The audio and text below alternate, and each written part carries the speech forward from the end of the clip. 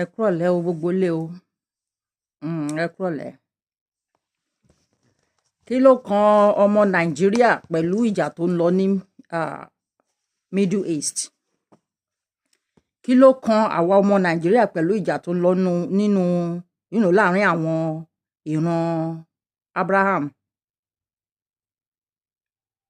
Ṣé wọn ò mọ̀ pé Nàìjíríà wà nínú NATO ni? Oh yeah, I think NATO, yeah.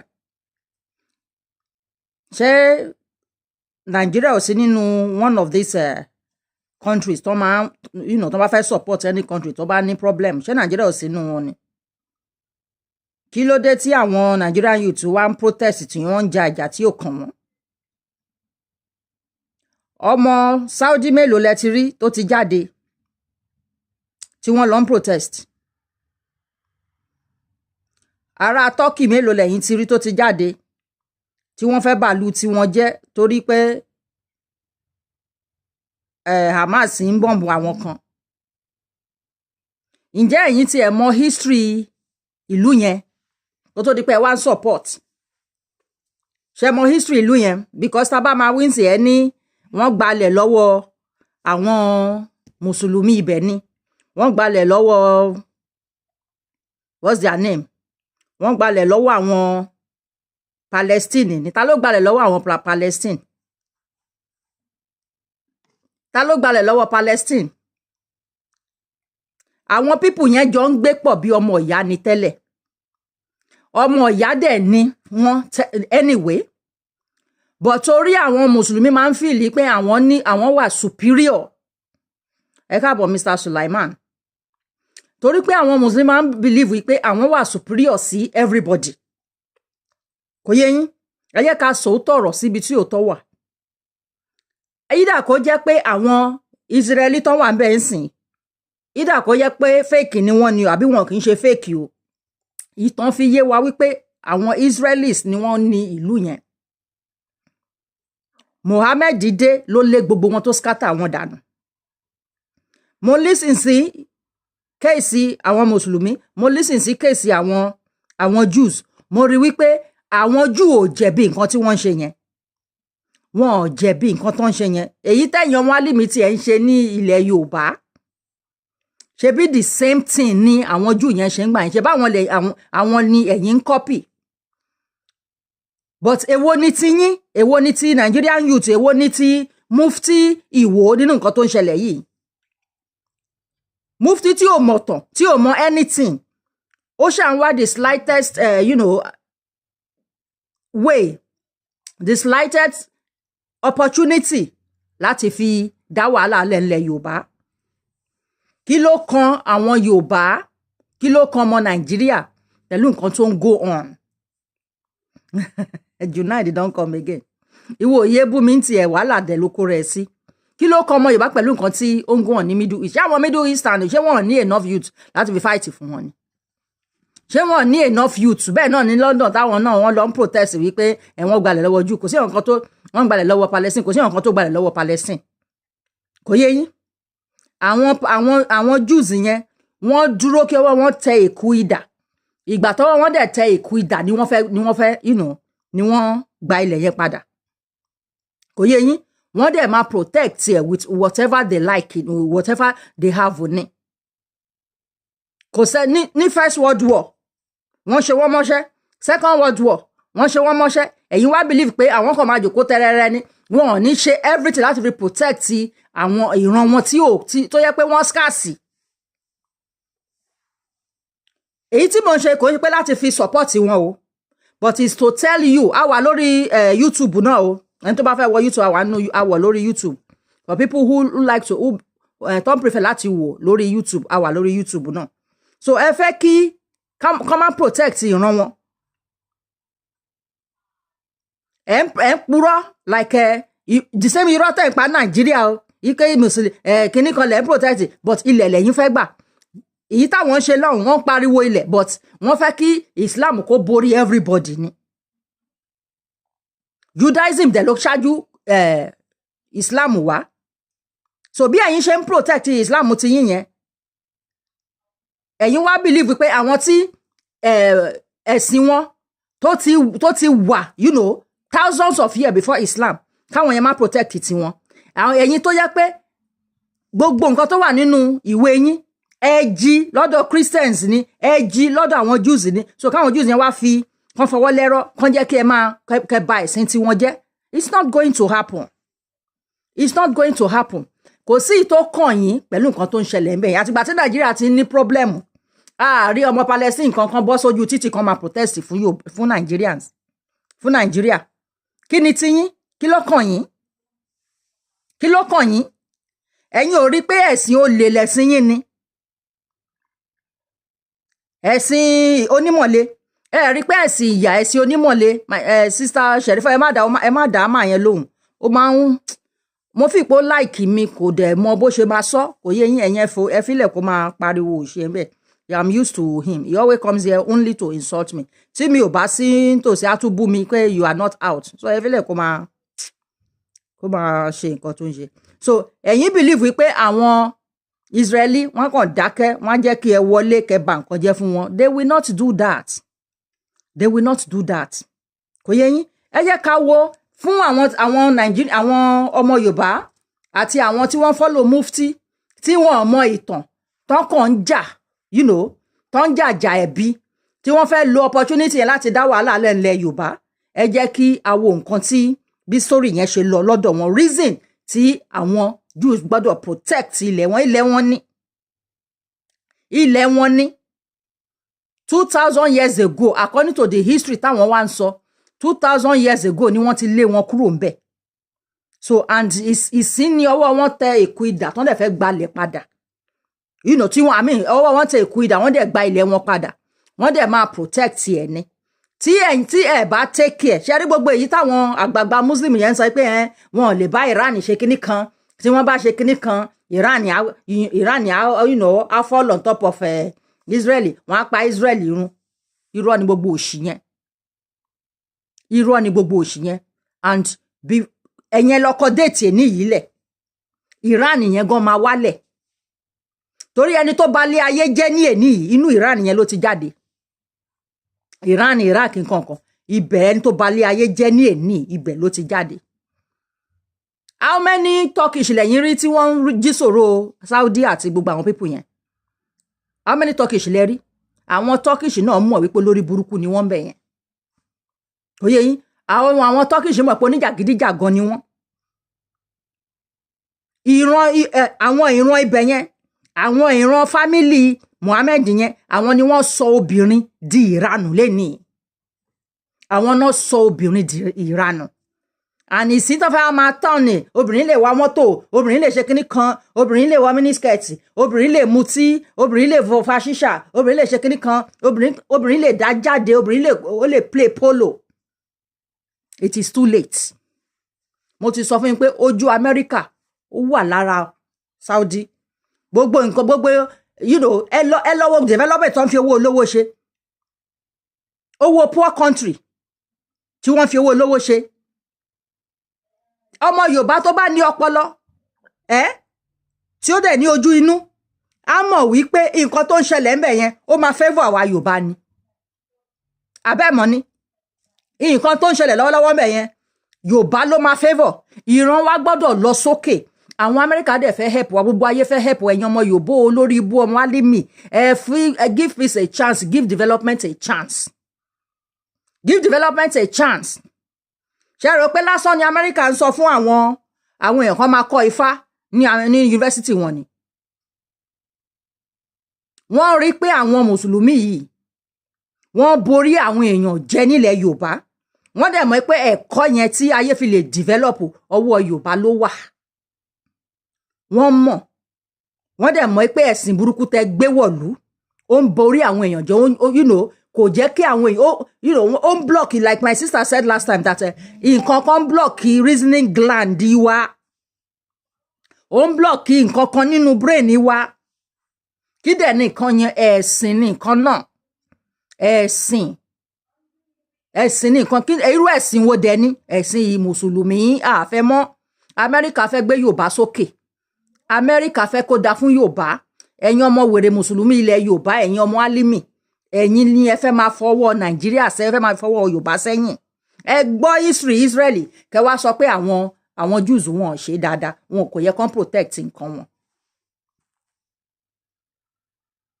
ẹ kọ́kọ́ gbọ́ tìmá yìí ẹ kọ́kọ́ play tìmá yìí fídíò méjì la máa play ọ̀tẹ̀ yẹ kọ́kọ́ gbọ́ tìmá yìí náà. Time to show by all kinds of evidence that Islam is a valid idea. There even try all the time to show by all kinds of evidence that Islam is a valid idea. Since when? Jerusalem is theirs. Was there even one day in history when any Arab or Muslim king reigned from Jerusalem? No. Our story of the religious dispute. The story starts sometime around the year of 610 CE, when a person named Muhammad bin Abdullah in Mecca started preaching to his tribe, Quraysh, in his town, trying to sell them a new religion named Islam. However, the stories, the legends, arákùnrin yìí ní year 610 àti wà ní year 2023. So we can say about 1,500 years ago. Òun ni jàgùdà kan tó ṣàjáde tó pe rẹ̀ ní Muhammad ọmọ Abdallah. Òun ló gbé religion yẹn wá. Gbogbo religion tẹ́yin sọ pé Allah kan ló gbé wá yẹn. Mo ti sọ fún yín rí. Mo ní Allah tẹ́ ń pariwo yẹn. Many people ló ń jẹ́ orúkọ yẹn nígbà yẹn. Abdallah nǹkan many people ló ń jẹ́.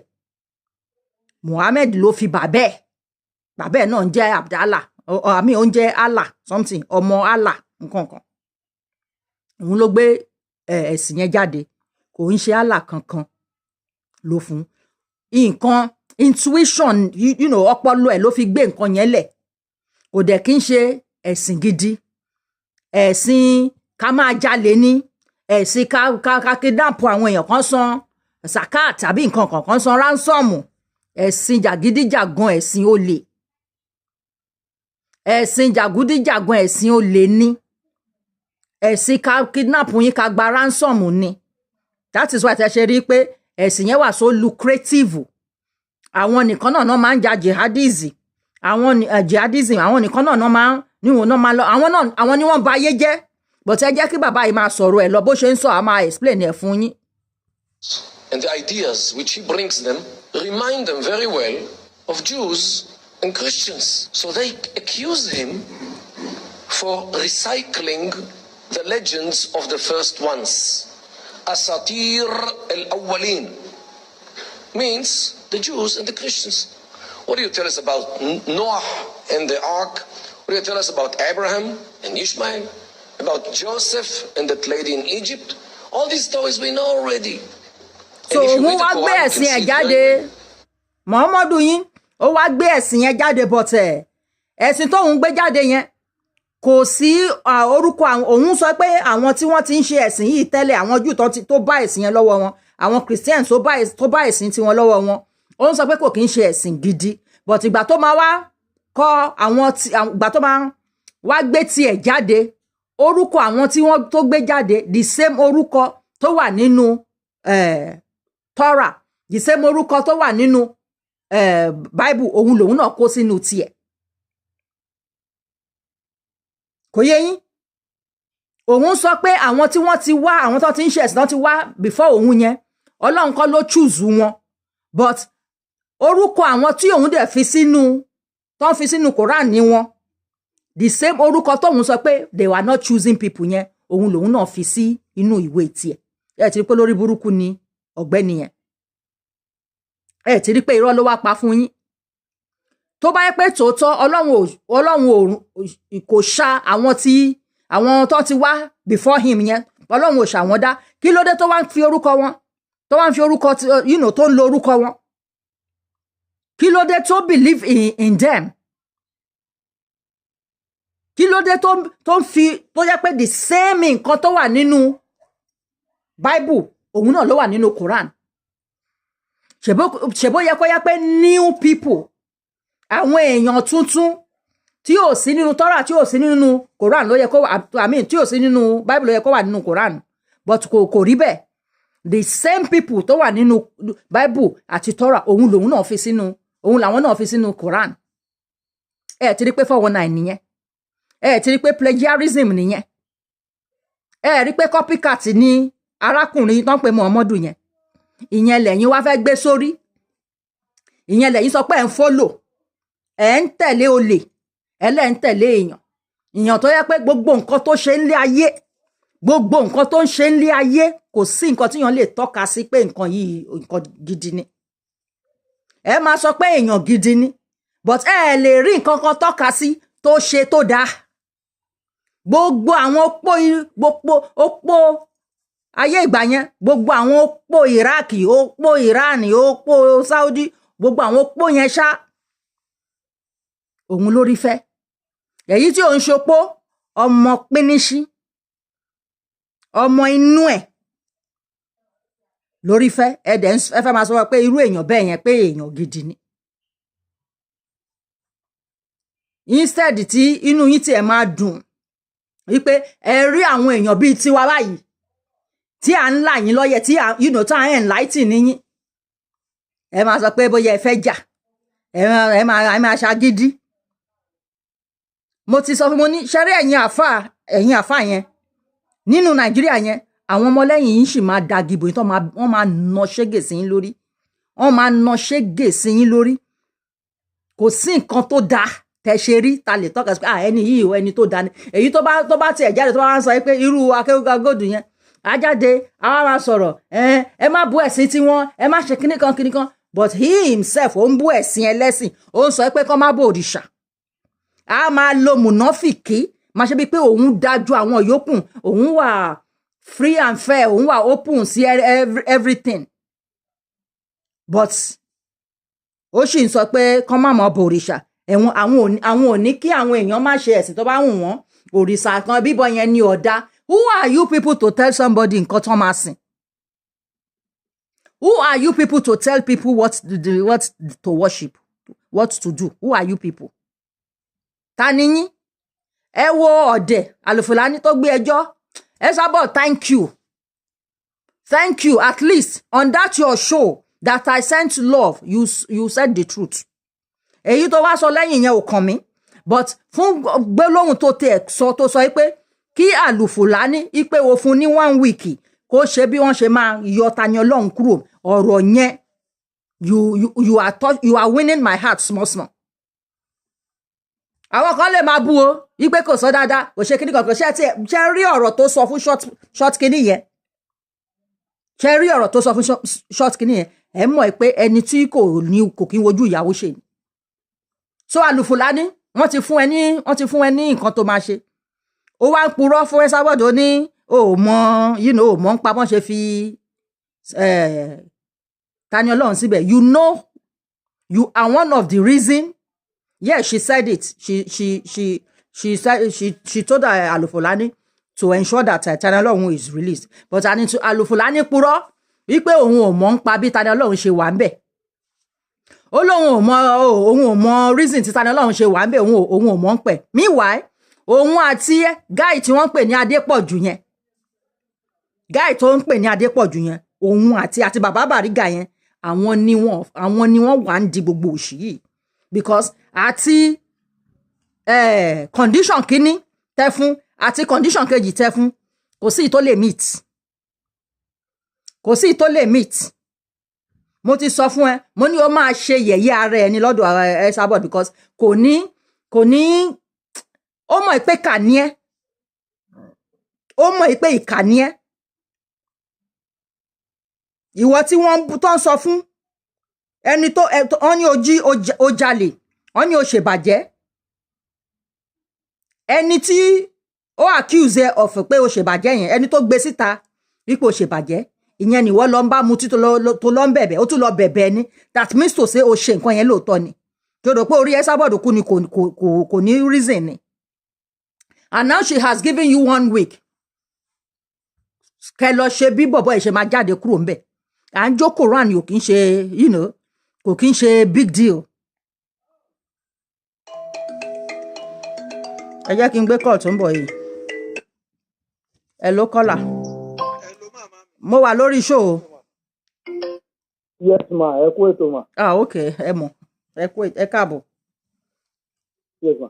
Ṣé rí àwọn pípù yìí wọ́n believe pé àwọn dáa ju everybody lọ. Wọ́n àdẹ̀ mọ̀ pé most of nǹkan táwọn ń ṣe yẹn wọ́n mọ̀ pé ayé ti lajú àwọn èèyàn ti gbọ́n. Who are you people láti máa sọ fún àwọn èèyàn irú ẹ̀sìn kan gbúdọ̀ sí nǹkan tán gbúdọ̀ bọ nǹkan tán gbúdọ̀ bọ ìbéèrè ni pé kílẹ̀ yín gan ń bọ. Ẹ̀yin gbé òkúta dúdú kalẹ̀ ẹ lọ ń kí ìsì ẹ̀ tó títí yín nọ́mà. Ẹ̀ ń sọ̀rọ̀ àǹdí ilé tẹ́ fowó ara yín kọ́ tẹ́ fi blọ́ọ̀kì mọ́ tẹ́ faṣọ dúdú yí ẹ̀ ń yí ipò ẹ̀. Ẹ̀ ń nawọ́ síbẹ̀ ẹ̀ ń na ìka sí ilé lásán ẹ̀ ń pray ní ìgbàgbọ́ pàdúrà yín máa gbà fún ilé o. So gbogbo ìtẹ́yìn ṣe yẹn ẹ fẹ́nu bá Ọ̀ṣun Òṣogbo jẹ́ ṣùgbọ́n ẹ̀ ń pọ́n omi tẹ̀mítẹ̀mí lé omi lomi ń jẹ́. So gbogbo nǹkan tó ń ṣe yìí àwọn ò rí bíi pé the same thing táwọn ń bàjẹ́ nílé òun náà làwọn tó lọ ń kó owó lé lọ́hùn. The same thing èmi tẹ̀ máa ń believe pé tán bá sọ pé àwọn lọ Mẹ́kà yẹn bóyá wọ́n á rọ́ lọ́hùn tán bá débẹ̀. Pé bóyá àwọn àtọ́lọ́ náà tẹ̀jọ́ máa jókòó àṣé ilé náà ni wọ́n á lọ máa ráǹdì níbẹ̀ ordinary òkúta ni wọ́n á tún lọ máa struggle láti sí. Tán bá kúrò ń bẹ̀ wọ́n á tún lọ sa òkúta wọ́n á tún máa lẹ̀ mọ́ òkúta. So gbogbo yìí táwọn ìṣe yẹn ń sìn kò ń ṣe ẹbọ ìyẹn normal. Àgbóléyá táwọn fi ọ̀bẹ sí lọ́rùn tí ẹ̀jẹ̀ ń jáde lẹ́yìn ìyẹn ò ń ṣe bọ. Ókè lórí ọ̀rọ̀ àrìfùlání ẹni pé ará Amẹ́ríkà parọ́ mọ́ ẹ̀ sára Amẹ́ríkà bá tiẹ̀ parọ́ mọ́ ẹ̀ tó sọ pé ará Amẹ́ríkà ṣé Saheed Shittu náà parọ́ mọ́ ẹ̀ tó sọ wípé at the beginning of every Ramadan MTN ni máa ń fún ẹ ní 7 million naira. Kó máa ń gba 7 million lọ́wọ́ kìíní wà tí wọ́n máa dùbọ̀ àwọn àyà yẹn. Ókè ọ̀kan lọ́mọ náà tún sọ tiẹ̀ ọ̀kan lọ́mọ náà ní wípé kẹ́ ẹ tó bẹ̀rẹ̀ prógámù ó máa ń pe òun pé kóun méèkì audio money. Wípé táwọn sọ pé òun donate o láì dẹ̀ donate tí gbogbo àwọn pípò ìpààrọ̀ ọmọ ẹ ni. So iṣẹ́ bí wọ́n tàn pọ̀ rẹpẹtẹ àwọn tán represent ìsìlámù nìyẹn tán ní káwọn yẹn wá máa wọ̀ àwọn ènìyàn o àwọn tán méèkì audio money tán fi ń gbowó lọ́wọ́ aráàlú. Ìyẹn náà dédé á ní òun ti donate sílé kan lé inshallah òun ti donate 500,000 má káùntì wá. Wọ́n fi púùlù lẹ́jẹ̀ àwọn èèyàn ni o. Ìmẹ́ta àwọn èèyàn bẹ̀rẹ̀ sí ń sẹ́ǹdì owó wọ́n gbowó lọ́wọ́ ọmọ Yorùbá lọ rẹpẹtẹ. Èmi tẹ̀ máa ń lo kankan tó máa ń jẹ́ Allah yìí lágbára òun ló dẹ̀ máa ń bless ẹ̀dá lóòótọ́ wáì tí ò bless yín nílùú Ìlọrin. I wonder o. Wáì tó jẹ́ wípé orí ilẹ̀ àwọn ọmọ olórìṣà náà lẹ́ẹ̀tì padà lọ. Wọ́n máa pe nǹkan ní haram ẹ ṣe léyìí haram ẹ ṣe tọ̀hún haram but ẹjọ́ hòtẹ́ẹ̀lì tí wọ́n kọ́ everywhere ní ọ̀dọ̀ wọn torí wọ́n ní hòtẹ́ẹ̀lì ló pọ̀ jù ní Ìlọrin. Ṣé yẹn ò kì í ṣàràmù kí lẹ̀ ń kọ́ hòtẹ́ẹ̀lì fún ẹ̀ ń kọ́lé aṣẹ́wó kiri. Màmá mi kí ló dé tí àlá ò tiẹ̀ bless Ìlọrin ó jẹ́ pé àwa ọmọ olórìṣà lálọ́ máa ṣọ́gù nílọrin. Wọ́n ti jẹ́ pé àwọn ọmọ àlá àná lọ ń ṣọ́gù lórí ilé olórìṣà. Sábì òrìṣà wá wà bless ju àlá yín lọ. Of course. So mélòó ni ẹ fẹ́ sọnú ọ̀rọ̀ wọn màmá? Ẹ yé gan. Ẹ ṣe jàre. So ẹ má máa pajá lọ́bọ fún wa mọ́ ẹ má pajá lọ́bọ fún wa mọ́ kò yé yín kò sí ìtókàn yín kankan tó wà ńbẹ̀ yẹn tí anybody bá fẹ́ support wọn ẹ jẹ́ kí ìjọba máa support wọn not individually kò yé yín ẹ jẹ́ kí ìjọba máa support wọn tí kò bá ń ṣe pé orí burúkú ni ṣèbá ọmọ ìyá ni wọ́n ṣe bí Abrahamic religion ni àwọn mẹ́tẹ̀ẹ̀ta tó wà ńbẹ̀ yẹn Abrahamic religion ni but ẹ lè sọ pé kí àwọn Jew kí wọ́n gba àwọn Islam láyè kan borí wọn ẹ lè expect yẹn wọ́n ní láti defend ara wọn wọ́n ní láti defend ara wọn tẹ́ bá dẹ̀ ń believe pé Iran nìkan wà tí ó lè ṣe kíní kan Iran ò lè ṣe nada tó ń bá fẹ́ pa Iran run ní èní yìí wọ́n parun èyí tí Hamas sì ń ṣe yẹn àwọn náà máa bẹ̀bẹ̀ at last kò yé yín àwọn ni wọ́n máa bẹ̀bẹ̀ at last tó bá yẹ pé chemical weapon làwọn ń pariwo pé àwọn ní ni ṣé wọ́n sọ pé àwọn Amẹ́ríkà ò ní ni ṣé Amẹ́ríkà ò ní ni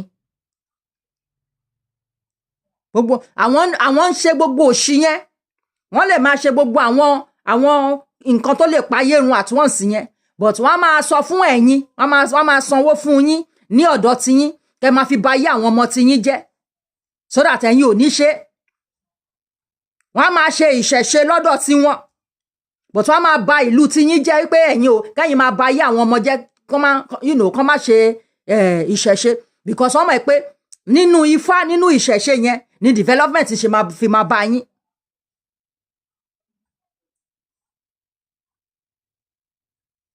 wọ́n mọ̀ yẹn náà so àwọn lórí burúkú bí àwọn wèrè bíi mufti yẹn wọ́n wá jáde wọ́n máa sọ̀sọ́kúsọ ẹ̀yin náà máa believe pé èèyàn ń sọ̀rọ̀ ẹ̀ mọ̀ pé ẹranko lásán làwọn yẹn ẹ̀ mọ̀ pé mental slave ló ń da ayé àwọn yẹn rú ẹ̀ mọ̀ ẹ máa gbọ́ mà nìyí lọ jàre.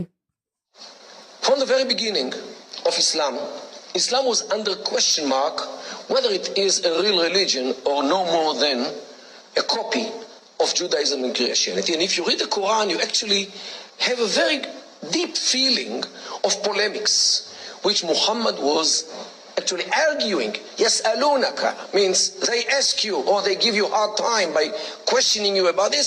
Answer them, tell them such and such. It repeats itself in the Quran many times. Means the Quran echoes the fact that Muhammad was in a polemic all his life, trying to establish the idea that Islam is a valid idea. Another way how to establish the idea that Islam is a valid religion was to undermine the validity of Judaism and Christianity. By undermining the validity of those former religions, the only religions which will remain will be Islam. And it is actually embedded in the Quran in the verse which says Inna din inda Allah al-Islam means religion at Allah's is in brackets only Islam. Means Judaism and Christianity are void. Not only so, Judaism and Christianity, even in Africa here, they said our traditional belief, our traditional religion, our traditional way of life, our traditional belief, our customs and tradition are not it. To the extent àwọn olórí burúkú kan sọ pé àwọn ọmọ ò gbọdọ̀ máa kúnlẹ̀ fún bàbá wọn. But ní Ìlọrin tó bá fẹ́ kí lórúkọ ẹni tó wà bẹ́ẹ̀ yẹn ẹ̀mí àwọn máa ń kúnlẹ̀ kí ẹ̀mí àwọn ni. Tọkùnrin tó obìnrin ló máa ń kúnlẹ̀ kí ẹ̀mí àwọn. Tarúgbó tọmídán ló máa ń kúnlẹ̀ fún ẹ̀mí àwọn tó máa kó ẹpọ̀n rírọ tó máa fi máa gbálẹ̀.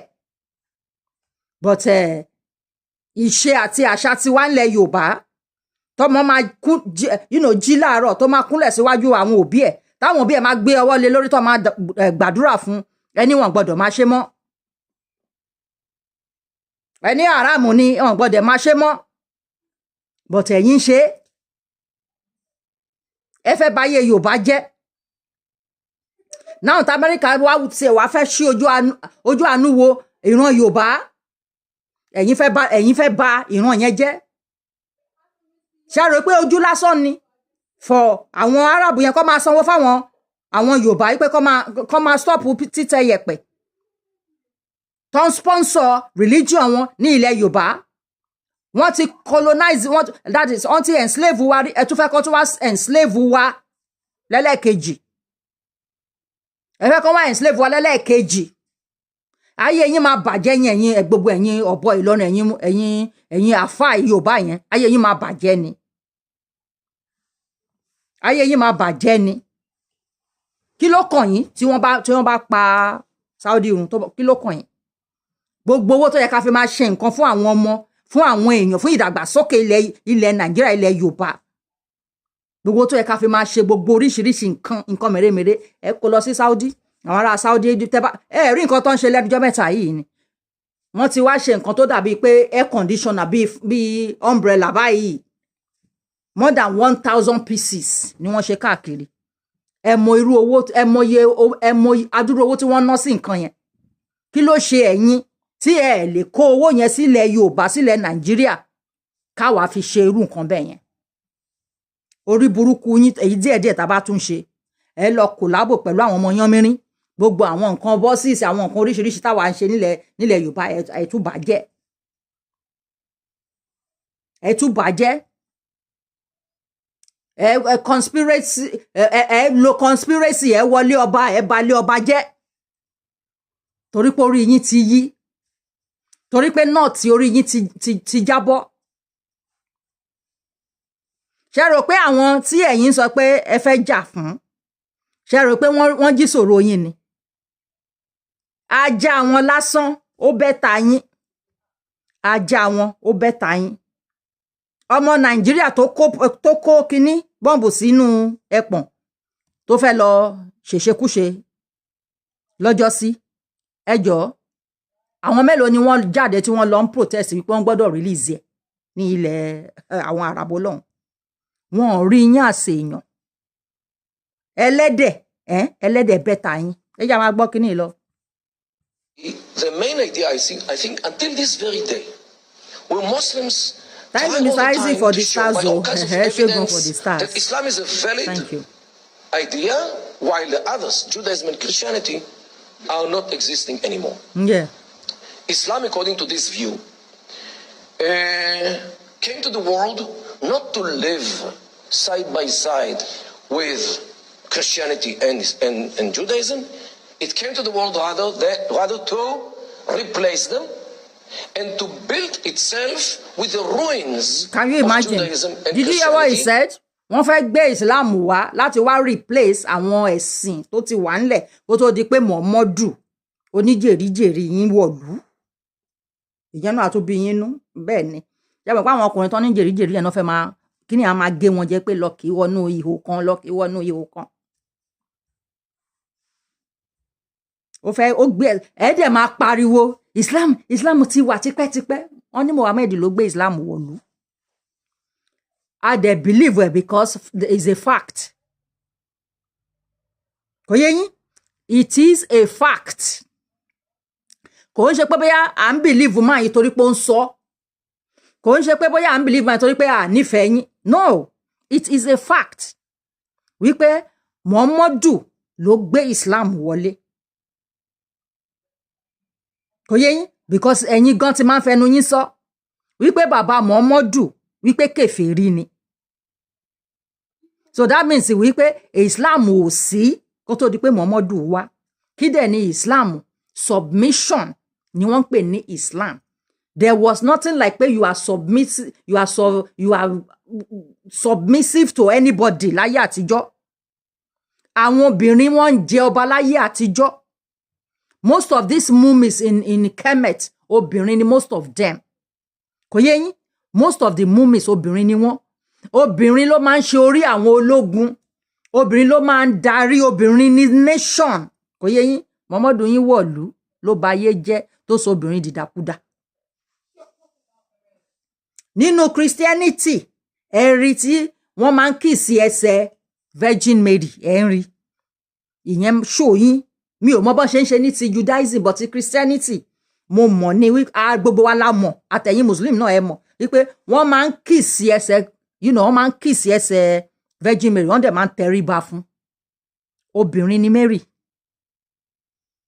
bí wọ́n ṣe ń ṣe ńlẹ̀ Yorùbá náà ní Ọọ̀ni of Ifẹ̀ bàbá Ọọ̀ni of Ifẹ̀ yẹn ó ní obìnrin tí ó gbọ́dọ̀ tẹríba fún tán bá fẹ́ ṣe some initiation kó tó di pé Ọọ̀ni máa jẹ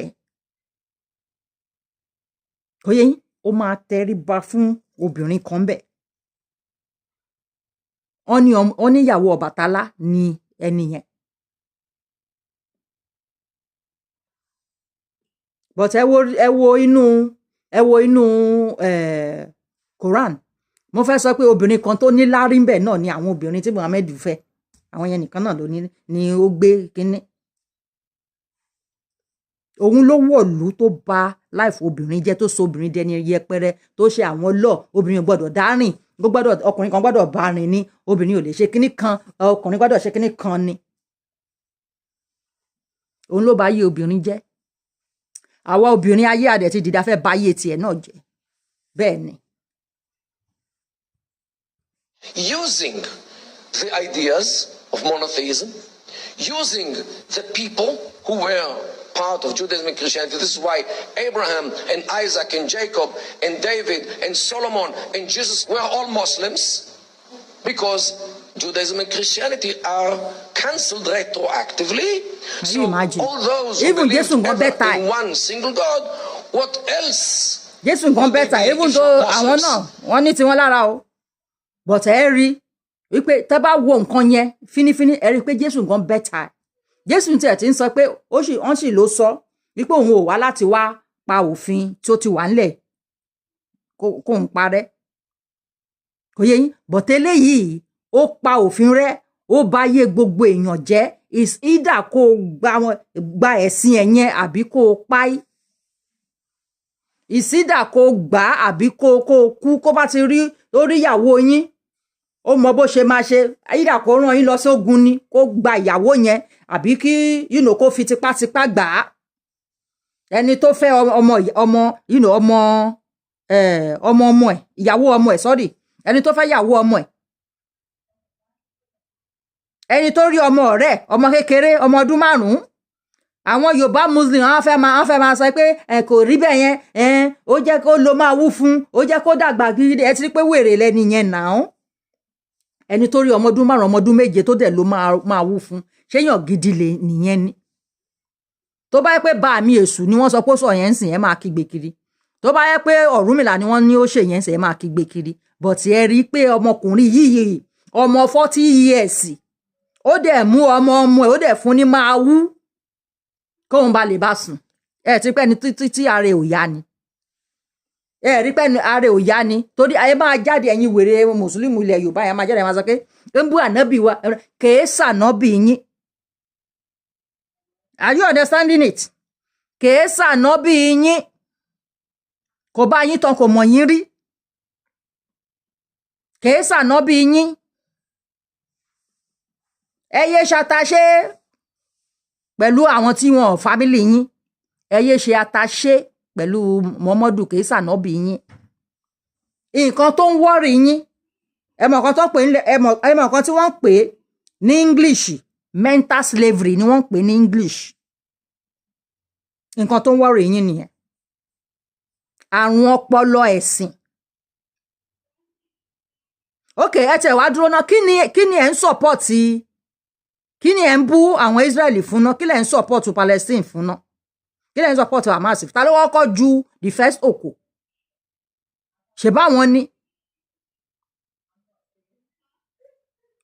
ni àwọn tó torí ẹ̀sìn tí wọ́n lé àwọn ọmọ ìyá wọn kan dànù torí ọmọ ìyá ni wọ́n I will keep repeating it ọmọ ìyá ọmọ bàbá ni wọ́n ọ̀kín lọ́mọ bàbá ni wọ́n torí ẹ̀sìn wọ́n lé ọmọ bàbá wọn dànù àwọn ọmọ bàbá yẹn wá wọ́n wá lọ gbà tó wá ní agbára wọ́n wá padà wọ́n wá gba nǹkan wọn padà kí ni níbo náà ti wá ṣẹ̀ how are they faulty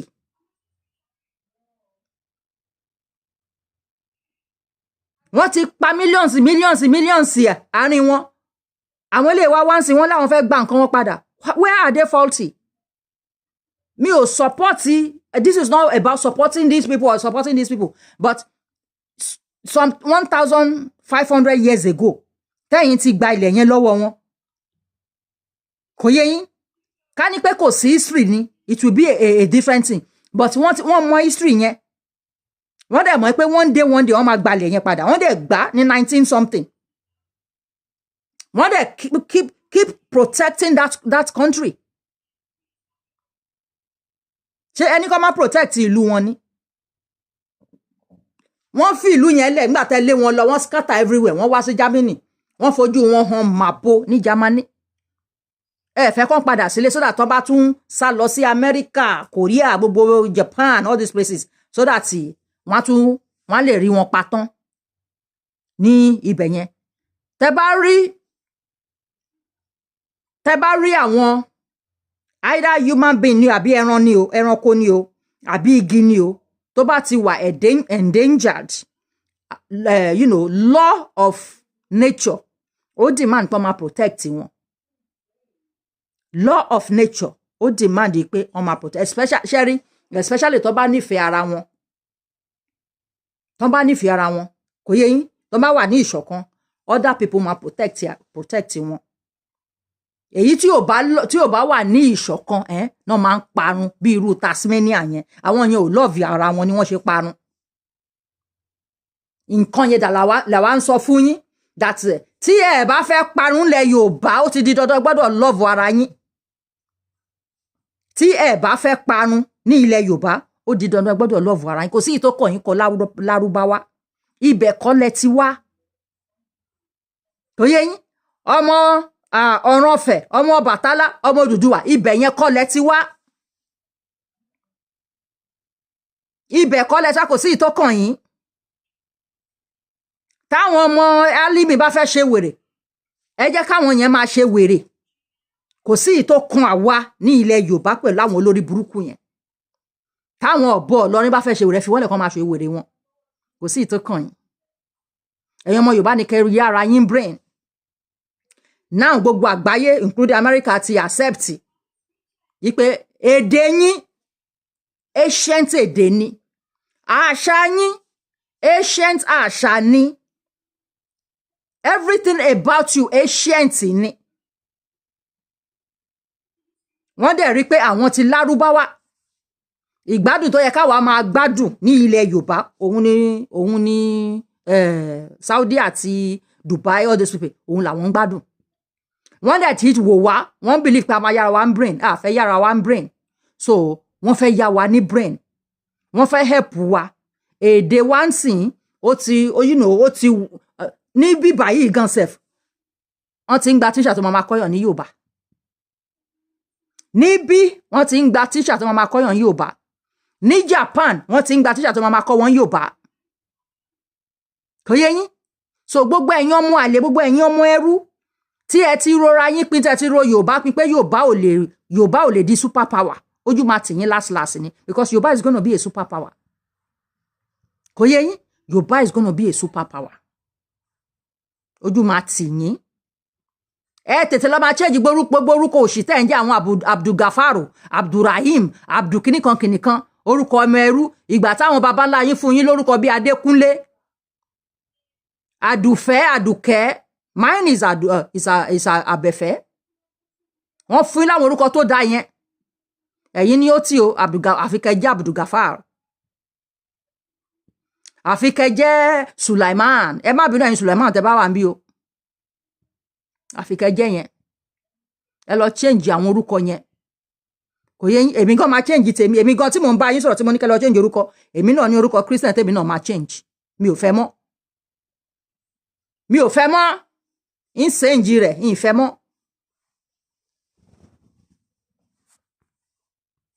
And of course, King Solomon built a mosque in Jerusalem, according to this rewriting of history, according to the Islamic view. Ṣé gbọ́ nǹkan tí màá yẹn sọ? Ó ní wípé gbogbo pé King Solomon ó kọ́ mosque yẹn, wípé is rewriting of history. Ṣé ti gbọ́?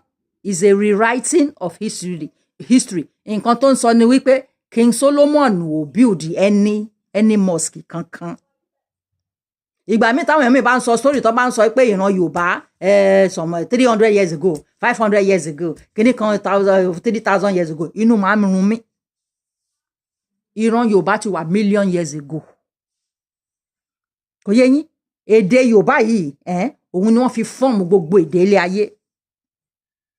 I repeat, èdè Yorùbá òun ni wọ́n fi fọ́ọ̀mù gbogbo èdè ilé ayé. Èdè Yorùbá òun ni wọ́n fi fọ́ọ̀mù èdè ilé ayé. Àwọn èèyàn ti ń sẹ́ndì fídíò bàbá Ọọ̀ni of Ifẹ̀ tó ń sọ pé kinní kan àwọn Yíbò wọ́n wá láti kinní ni.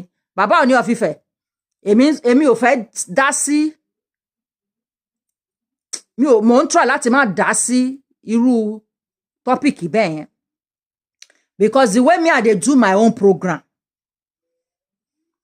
mo máa ń yab gan mi ò dẹ̀ fẹ́ wá yab ọba kò yé yín mi ò fẹ́ yab ọba but kábíyèsí ẹ má máa sọ yẹn mọ́ o tẹ́ bá ní problem pẹ̀lú Olúgbò of Ugbo ẹ lọ settle ẹ má torí pé torí ẹ ń bá brother yín jà torí brother lẹ́yìn méjèèjì sà kábíyèsí sà brother lẹ́yìn àti Olúgbò of Ugbo tẹ́ bá ní problem pẹ̀lú Olúgbò of Ugbo ẹ lọ settle ẹ má torí ìyẹn á máa pa àwọn ìtàn tí ò make sense àwọn Yíbò they are Guinean family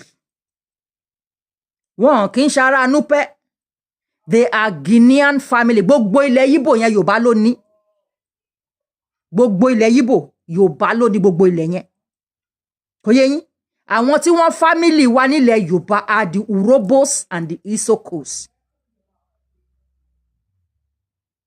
àwọn kan sọ pé Ìjọ I don't know about the Ìjọs but I know of the Urhobos and the Isokos kò yé yín àwọn Yíbò Guinean family ni wọ́n sì ní village wọn dọ́là wọ́n sì ní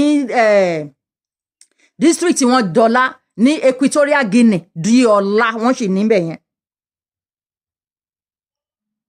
wọ́n dẹ̀ ní one thing in common wọ́n dẹ̀ tún wá láti Papua New Guinea the same culture the same everything ká máa jẹ̀yàn ṣáwọn Núpẹ́ ṣọ́ ń jẹ̀yàn ni one of the things tá fi mọ̀ àwọn Ìgbò ni pé wọ́n ń jẹ èèyàn di ọ̀la àwọn Papua New Guinea wọ́n sì ń jẹ èèyàn di ọ̀la àwọn Equatorial Guineans wọ́n sì ń jẹ èèyàn Igbo people are Guinean family this is not an insult àwọn Yorùbá ni wọ́n ní gbogbo bẹ̀ yẹn àwọn Ìgbò débẹ̀ wọ́n lé gbogbo àwọn Yorùbá yẹn wọ́n lé wọn dànù kò yé yín àwọn Isoko àwọn Urhobo àwọn Edo you know àwọn ṣìkáṣà sọ pé àwọn family yẹn ṣá ni wọ́n níbẹ̀ yẹn ìgbà táwọn people from this Equatorial Guinea tán dé ìlú ibi tá à ń pè ní Igbo land lẹ́ni tí wọ́n ń pè ní Igbo land lẹ́ni wọ́n lé àwọn people yẹn dànù some of them they turned them to Osu kò yé yín tó bá jẹ́ pé àwọn jẹ́ indigenous ní area yẹn tó bá jẹ́ pé ilẹ̀ Yorùbá ni wọ́n ti wá ní ẹ gbàgbé that Onua Enu and Uri kíní kan yìí tó ń sọ yẹn ẹ gbàgbé ìyẹn wọ́n bá àwọn èdè yẹn lọ́dọ̀ wa ńgbà tán débẹ̀ ni kò ń ṣe pé wọ́n gbé wá láti ibì kan kò yé yín wọ́n gbé wá láti ibì kan wọ́n bá àwọn èdè yẹn ń bẹ̀ ni tó bá dẹ̀ jẹ́ pé they are indigenous there then Samuel Ajayi Crowther kò ní reason láti lọ máa codify language wọn kò yé yín sí kò ní reason láti lọ máa kọ́ wọn bí wọ́n ṣe ń sọ ọ̀rọ̀ láti máa sọ pé okay nǹkan báyìí o kò ní reason láti ṣe yẹn but anyway ẹ jẹ́ ká máa bá ètò wa lọ kò sí nǹkan kan tó kan ọmọ Yorùbá pẹ̀lú ìjà tó ń go on ní Middle East kò yé yín tí wọ́n bá fẹ́ tó bá rí pé Nàìjíríà tiẹ̀ fẹ́ get involved government ló máa get involved kò ń ṣe individual tẹ́ máa ṣe gbogbo òṣì yẹn ilẹ̀ Yorùbá ń sìn tó yẹ àwọn kòbòkòbò tí wọn fẹ́ wá fẹ́ re wọn wá gba àárín yẹn wọlé wọn wá tó wá ba nǹkan jẹ́ kò sí ìtókàn yín kan ẹ̀sìn wọn kò yé yín olórí burúkú ọmọ Yorùbá ló máa ní bàbá tiẹ̀ tó máa lọ máa gbóríkì fún bàbá other people. The Jews are not bastards. Ọmọ ọkọ ni wọ́n. They hold on to their belief. They hold on to their fatherland. They hold on to who they are. They are not bastards. Ẹ̀yin ọmọ Yorùbá lọmọ àlè tí ẹ fẹ́ lọ máa jà fún ìran tí ò ń ṣe ìran tí yín. On as 610 CE until this very day. This is why they object any digging in the Temple Mount, lest Jews might find and approve that Judaism was there is there before Islam. Their view to building Jerusalem is something which is unique to Muslims. Why? In their view, since Judaism lost its validity, Jews lost everything which they might have had in history, especially in the land of Israel. So some road accidents happened during the last century.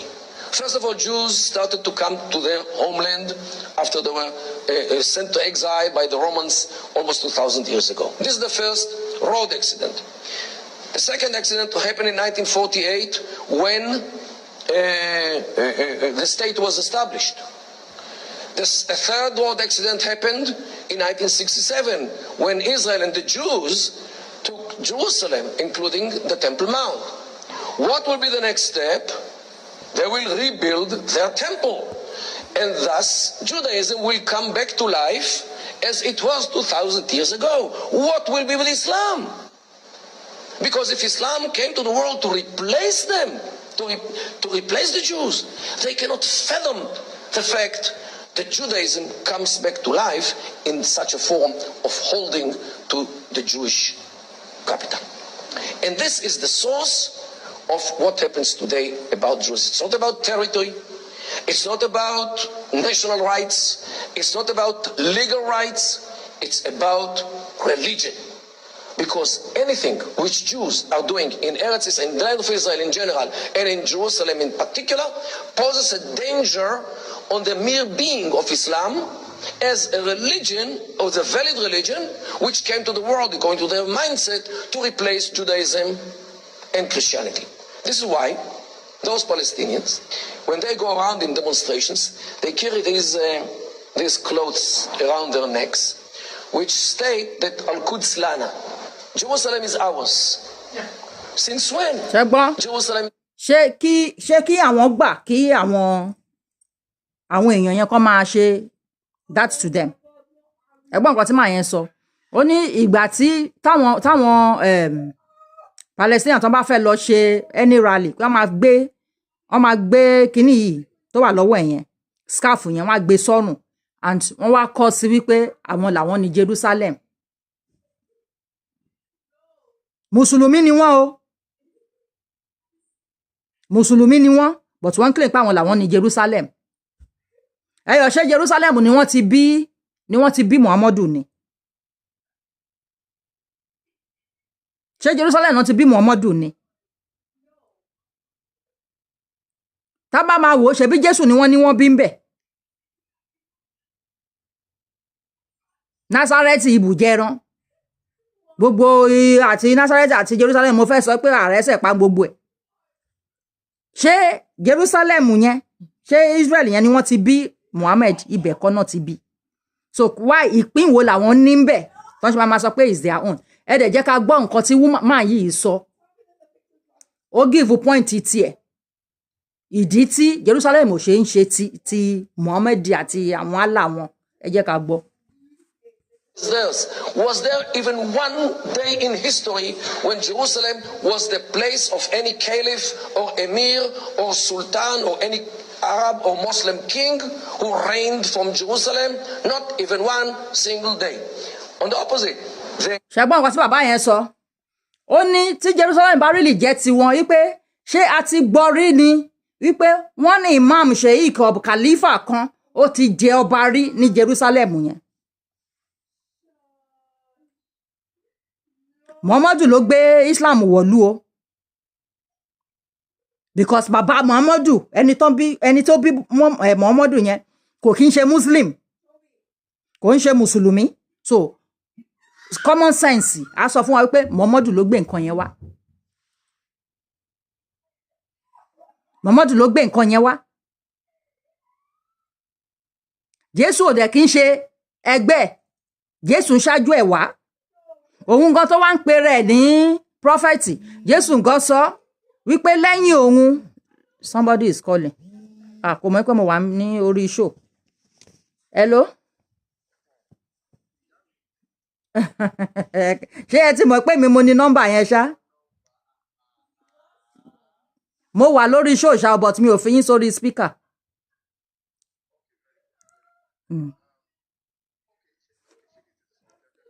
Bóyá kí n pè yín padà torí mo wà lórí show. ẹ mọ̀ pé ọ̀rọ̀ yín máa ń gùn so ẹ jẹ́ kí n pè yín padà. Èmi ò kí n bá yàn jà lọ pẹ́ títì mo máa understand fún yàn ẹ má worry má pè yín padà ẹ jẹ́ n continue nǹkan tí mò ń ṣe. Thank you very much. So níbo ni mo sọ̀rọ̀ dé nsìn. Máa yìí ní kò sí ọba kankan tó jẹ́ Muslim rí ńbẹ̀. Tó bá jẹ́ pé irọ́ ni máa yìí ń pa ẹ yẹ káwọn mùsùlùmí náà jáde kí wọ́n wá pa ìtàn tiwọn.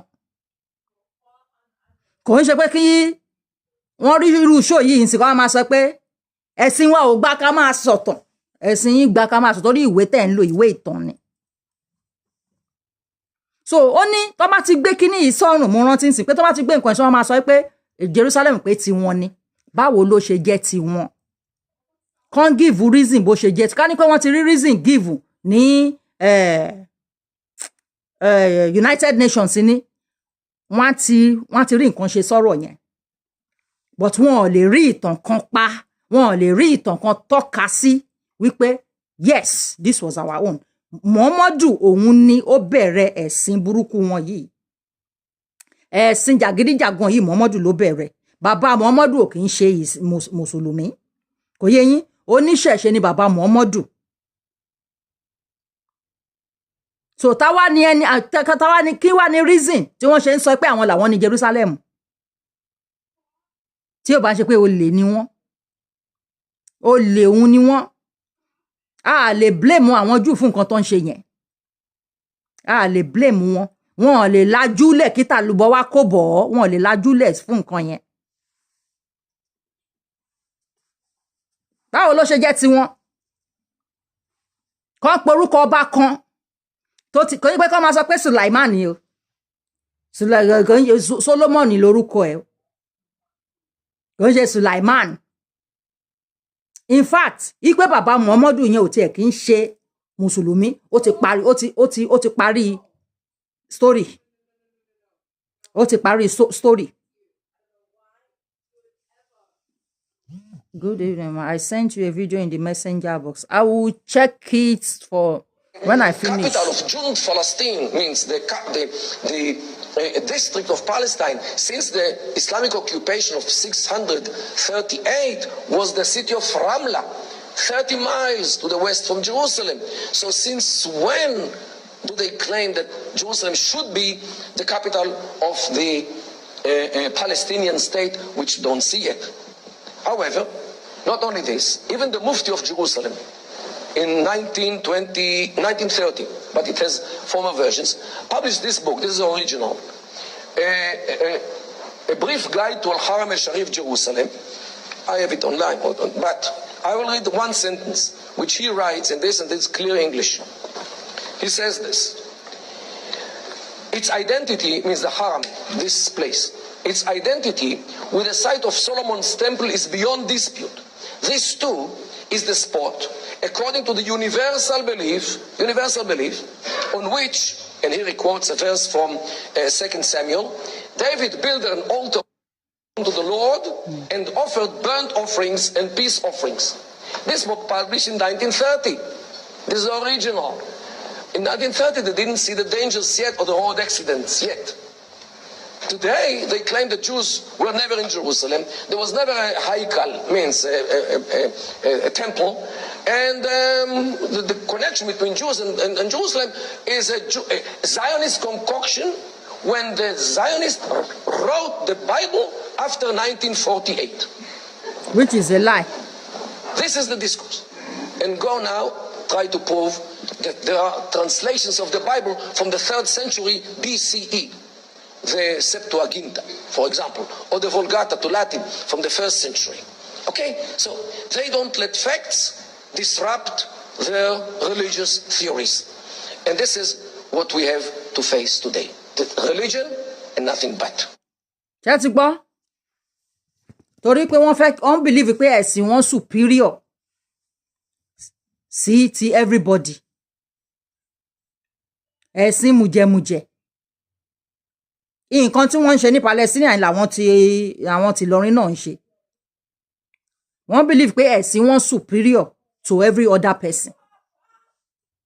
So ẹ̀yin wá ń kàánú wọn ẹ̀sìn tí ó dé last ó dàbí ìgbà táwọn èèyàn bá ń sọ ní ọ̀rọ̀ politics yìí pé Peter Obi ó come third ó fẹ́ máa jà pé òun come first.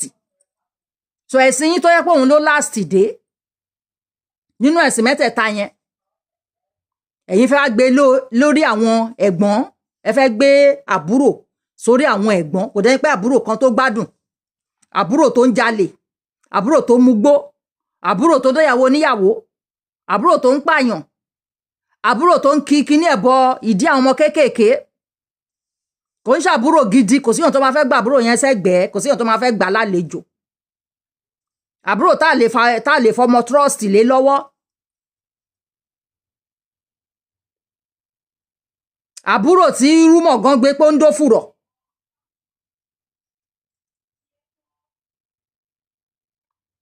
so ìyẹn ni ẹ fẹ́ kí wọ́n kan gbé lórí àwọn ẹ̀gbọ́n wọn ẹ máa sọ pé Allah kan ló dálé ayé àwọn tó ti wá before Muhammad wọn gbà pálà ló dálé ayé Christianity ò recognize Allah yín Judaism ò recognize ẹ̀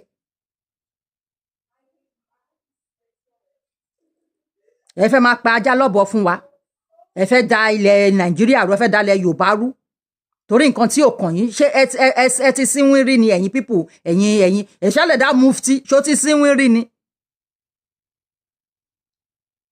tó bá ń jẹ nǹkan tí ò bẹ́ lára mu stop it now eat something else ó ti ń kó àwọn èèyàn jọ ó ti ń ṣe àwọn lecture orí ibú yẹn kí ló kàn yín wetin concern agbèrò yín with overload kí ló kàn yín ẹ̀yin mọ nǹkan táwọn people yìí ti ṣe ẹ ti mọ nǹkan táwọn ìran Muhammadu yìí tó ti ṣe sí àwọn ìran Jews ni ṣe mọ̀ ní.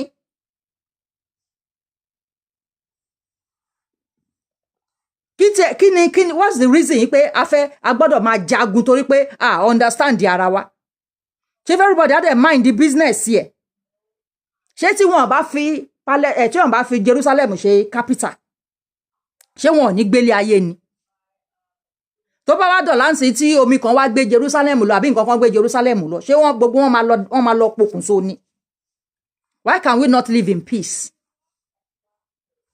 why can we not live in peace if Jerusalem tí wọ́n bá gbà kẹ́ fi Jerusalem ṣe capital ẹ lọ fi ìlú mi ṣe capital ìgbà táwọn Edo sọ pé àwọn ò bá Yorùbá lọ mọ́ tí wọ́n ní Midwest is not part of Yorùbá mọ́ ṣé Yorùbá ò fi wọ́n lẹ́ẹ̀kan lọ ni ìgbà táwọn Ambazonia sọ pé àwọn ò bá àwọn Yíbò ṣe mọ́ ṣé àwọn Yíbò ò fi wọ́n lẹ́ẹ̀kan lọ ni kí ló dé tí ẹ̀yin ṣe ń sọ pé maybe ó di dandan kí ẹ bá Jerusalem ṣe ẹ lè gbàlú mi tó bá yẹ pé ẹ mọṣẹ́ ṣe ni tó bá yẹ pé wọ́n mọ nǹkan ṣe ní Palestine yẹn ni wọn ò ní máa jí sọ̀rọ̀ Jerusalem because most of them only survive when they come to Israel. ó dàbí bá ṣe wà ní ilẹ̀ Yorùbá yìí nsìn táwọn Ìgbò fẹ́ máa sọ pé Lagos state is a no man's land it is because ibi tá ti ń jẹ mùdùmùdù tá lè flẹ́yìn tá lè ṣe everything tó save everything wà pa that is what wọ́n ṣe fẹ́ wá because they cannot wọn lè rí nǹkan kan ṣe lọ́dọ̀ tiwọn that is what is happening so wọn bá fẹ́ lura wọn pa ń bẹ̀yẹn kò sí ìtókàn wá they are brothers let them settle let them live together for how many years now ọmọ bàbá niyín ẹ ṣe wùrúwúrú ẹ lé àwọn kan lọ tó jẹ́ ẹ̀jẹ̀ kan náà niyín o ẹ wá lé àwọn kan lọ kí ló fún yín ní that believe wípé táwọn yẹn bá fẹ́ wá wọn ò ní get ready gidi àwọn Israeli get ready gidi wọ́n padà wá ni wọ́n dẹ̀ máa rújú pọ̀ tó máa fi ata ta yín lójú gidi ni it is normal oró àkọ́dá ni kò kí ń dàbí ti àdágbẹ̀yìn because ti àdágbẹ̀yìn máa ń bloody gan máa ń bloody gan tẹ́ bá lọ gbé ojúlé Iran nìkan ìdí yín á jomi. Sherry, Sherry before now mo ti sọ mo ní ojú Amẹ́ríkà wà lára Saudi lẹ́yìn ìgbà tán bá ti mú you know àwọn Palestine tán ti bú wọn tán ti sit down wẹ́wẹ́ sit down wẹ́wẹ́. Ṣé adé ẹ̀gún ni wọ́n gbé sórí Jésù ni wọ́n máa gbé yín wọ́n máa jọ̀dí wọn mọ́ ẹ̀gún ni kò yẹ yín sìn á jọ̀dí wọn mẹ́gún. Iran tẹ́yìn sọ pé bóyá ọwọ́ ò lè bà yẹn ọwọ́ àbá adìẹrú tó bá ti kúrò ńbẹ̀ wọ́n á gbàjọba lọ́wọ́ Saudi wọ́n á gba ìjọba lọ́wọ́ Saudi. Àwọn òyìnbó tiẹ̀ láìkí pé kí ṣe rí gbogbo kingship something tó ń ṣe ń bẹ̀ yẹn àwọn òyìnbó ò fi bẹ́ẹ̀ láìkí ẹ̀ wọn ò fi bẹ́ẹ̀ láìkí ẹ̀ kò yẹ yín wọn ò fi bẹ́ẹ̀ láìkí ẹ̀ wọ́n á gba ìjọba ní ọwọ́ Saudi. Saudi ń ba ayé àwọn èèyàn jẹ́ ẹ̀sìn yẹn gan ó ń radicalize àwọn èèyàn ní Amẹ́ríkà gan ara ní even níbí báyìí ó ń radicalize wọn religion ba ayé àwọn èèyàn jẹ́ ayé ò fẹ́ gbọ́ religion mọ́ ayé ò fẹ́ gbọ́ religion tiwa táwa ń ṣe kò kí ń ṣe religion o kò ń ṣe religion ìṣẹ̀ṣe ni. Ìjọ tí mo ti rí wọn tí wọ́n ti pe professor kí lórúkọ bàbá professor yẹn professor Wande tí wọ́n ti pè báyìí pé kí bàbá yẹn gbàdúrà spirit yẹn sọ fún mi ní wípé Yorùbá is coming on top and Yorùbá is really coming on top and it's gonna stay on top. Yorùbá is coming on top. You won't believe me. Mo lè ti lọ tán gan ṣe mo ti lè kú kí n ti lọ. But I'm telling you, Yoruba is coming on top. Yoruba ni the indigenous people on this planet Earth. Tó bá ń sọ fún yín pé universe kan wà níbì kan kíní kan wà níbì kan. The only habitable planet ẹ bá yẹn kọ́ máa tàn yín pé àwọn mi ò believe gbogbo nǹkan yẹn tó bá wà ní Yorùbá ti get it. How many years náà ti ń lọ sí ibi tán lọ tí wọn ríyàn tó ń gbé wọn kàn sọ pé àwọn rí ẹsẹ̀ èèyàn àwọn rí ṣe kíní kan bí àwọn Muslim ń sìn wọn á gbé adìyẹ sẹ́gbẹ̀ẹ́ wọn á ní adìyẹ ń ṣe aláwa kò bá rẹ pé orí àwọn èèyàn ti yí adìyẹ ń ṣe aláwa kò bá rẹ lóòótọ́ wọn á rí sky tí ó kàn deformed tó bá tilẹ̀ wọn á kàn rọra shape ẹ̀ ni Ọlọ́run ló mọ̀ bóyá wọn kàn ń lo camera something we don't know wọn á ní they wrote Allah up there àwọn èèyàn ti ya wèrè nǹkan yẹn ó ti sún Amẹ́ríkà wípé kí ló dé gbogbo ayé ṣàfẹ́ wà radicalized we are spending money on nonsense things on things that we shouldn't be spending money on. Universe is the number of the bloodstream in you. That is your universe. That is the universe. The amount of the capillaries in your body. That is the universe. Universe kan ò sí níbì kankan. Do you understand? And gbogbo ìjà òṣìṣẹ́ everybody ń jà yìí torí pé we don't ṣé mo máa ń sọ nǹkan mo máa ń sọ pé ìjọ tá bá máa mọ the meaning of God tá bá mọ the meaning of God people will be less restless. Ìjọ tá bá máa mọ the meaning of God tí everybody máa mọ̀ pé yes this is the meaning of God the world will be less restless. Àìmọ̀ the meaning of God ó ń da everybody láàmú. Èèyàn kan ṣe máa jáde tó máa gbé abirùn kan tó yẹ pé ọwọ́ òsì méjì ló ní àwọn àpè pé òun ló dá ilé ayé níbo ló ti dá ilé ayé. Somebody was talking to me one other time there tó ní yeah you don't believe in God. I don't know I don't understand why somebody would be asking pé you don't believe in God. Yeah you don't believe in God. Okay who created you? Mo bá ní I was not created. How did you come? How were you formed? How did you come? I was birthed by my parents. Ṣé mo wá jẹ́gẹ́ bí Adam and Eve tí wọ́n create? How are you created then? You don't believe in God. Who created you? Ṣé Adam and Eve lèmi ni? ẹ lè blame wọn o ẹ lè blame wọn wípé wọ́n ń ṣe nǹkan yẹn ẹ fi wọ́n lẹ̀ kàn settle problem wọn kò kàn wá tẹ́ bá gbọ́ history bí nǹkan yìí ṣe ṣẹlẹ̀ ẹ máa káàánú àwọn Jews yẹn gan mo mọ̀ pé àwọn Jews yẹn náà burú o but kò sí ẹ mọ̀ that genetical trauma tán ti go through ni ẹ mọ̀ ni ẹ mọ̀ pé genetically èèyàn lè wà traumatizing ni ẹ̀jẹ̀ trauma yẹn kàn máa lọ from here to there from this one to that one ẹ̀jẹ̀ trauma ẹ mọ̀ ni. Let me show you another video. Maybe you will know why the Jews have to protect their territory. Number. You will know from this video that the Jews have that right to protect their territory. And before I even show that one, fún ẹ̀yin tẹ́tẹ́ máa ń sọ pé tẹ́kọ̀ máa ń believe pé maybe ẹ mọ̀ nǹkan tẹ́ ń ṣe ẹ̀yin Muslim ilẹ̀ Yorùbá yẹn pé ẹ mọ̀ nǹkan tẹ́ ń ṣe ẹ̀yin Muslim Africa generally. Muslim lélẹ́yìí o to because ká tó sọ ká tó fọ̀ ẹ máa sọ pé nǹkan kan wà nù hadith nǹkan kan wà nù kíní kan nǹkan kan ṣe kíní kan àwọn olè kankan dẹ̀ kóra wọn jọ ni wọ́n kóra wọn jọ wọ́n wo báwọn ṣe lè balẹ̀ ayé jẹ́ wọ́n dẹ̀ bẹ̀rẹ̀ sí ní pariwo pé nǹkan kan is hadith nǹkan kan is hadith kádìsì tó dé ilé ayé làwa ti mọ̀ wípé nǹkan burúkú leléyìí nǹkan tó da leléyìí and ẹ̀dẹ̀ tí mo pé tẹ́ bá ti ṣe nǹkan burúkú consequences here you must be able to carry it. I don't need a soothsayer to tell me that. I don't need a book to tell me that.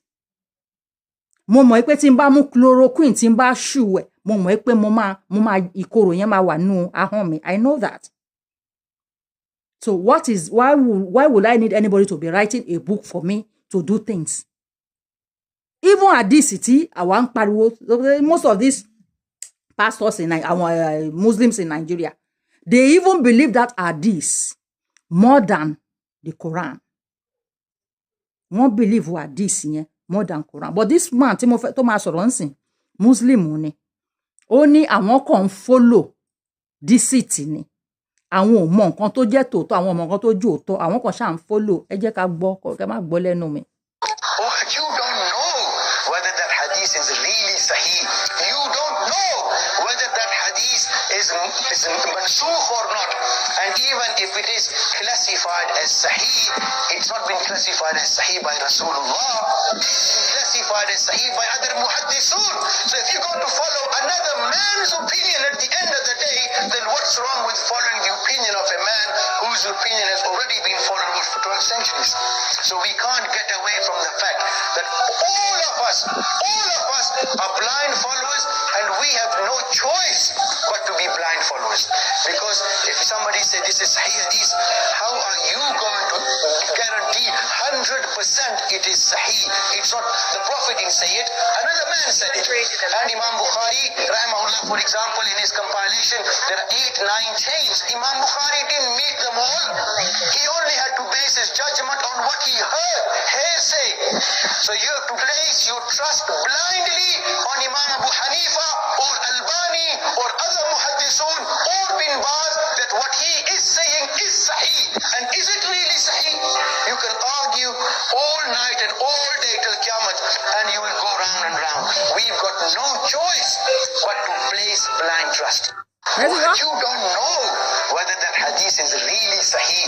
You don't know whether that hadith is mansukh or not. Ṣáàtì wá ẹ̀yin lẹ́mọ̀ nǹkan tó ń pè ní sàhú and sahih or kíní kan, but mo believe pé ó ń sọ pé ẹ mọ̀ bóyá Ọlọ́run ló kọ gbogbo nǹkan yẹn àbí òótọ́ ni sahih or whatever he was talking about. Nǹkan tó ń sọ fún yín nìyẹn. Ó ní àwọn follow blindly ni. Somehow this person is confessing wípé àwọn pa irọ́ fáyé ni. Ó ní kò síyàn kankan tó mọ̀ bóyá tòótọ́ ni wọ́n kọ sínú hadith yẹn. But ẹ̀yin Muslim Yorùbá, hadith yẹn lẹ́yìn gan fi ń ba ayé jẹ́ nílẹ̀ Yorùbá. Hadith yẹn gangan lẹ́yìn ń follow nílẹ̀ Yorùbá, hadith yẹn dẹ̀ ló ń ba ayé jẹ́. Hadith yẹn òun ni munafiki wà, hadith yẹn òun ni jàgídíjàgan wà.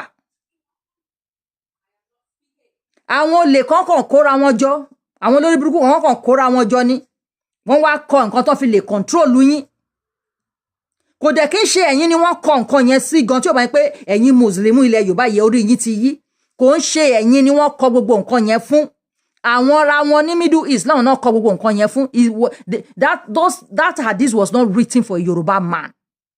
Use your brain. Use your brain. Gbogbo nǹkan tó máa ṣàǹfààní fún yín ilé ayé yín òun lẹ ti bàjẹ́. Gbogbo ẹ̀yin tí bàbá yín àwọn bàbá ńlá bàbá yín ní ifá ńlé tí wọ́n ní oríṣiríṣi òrìṣà ńlé gbogbo ẹ̀ lẹ ti kó dànù tẹ́ ti jó.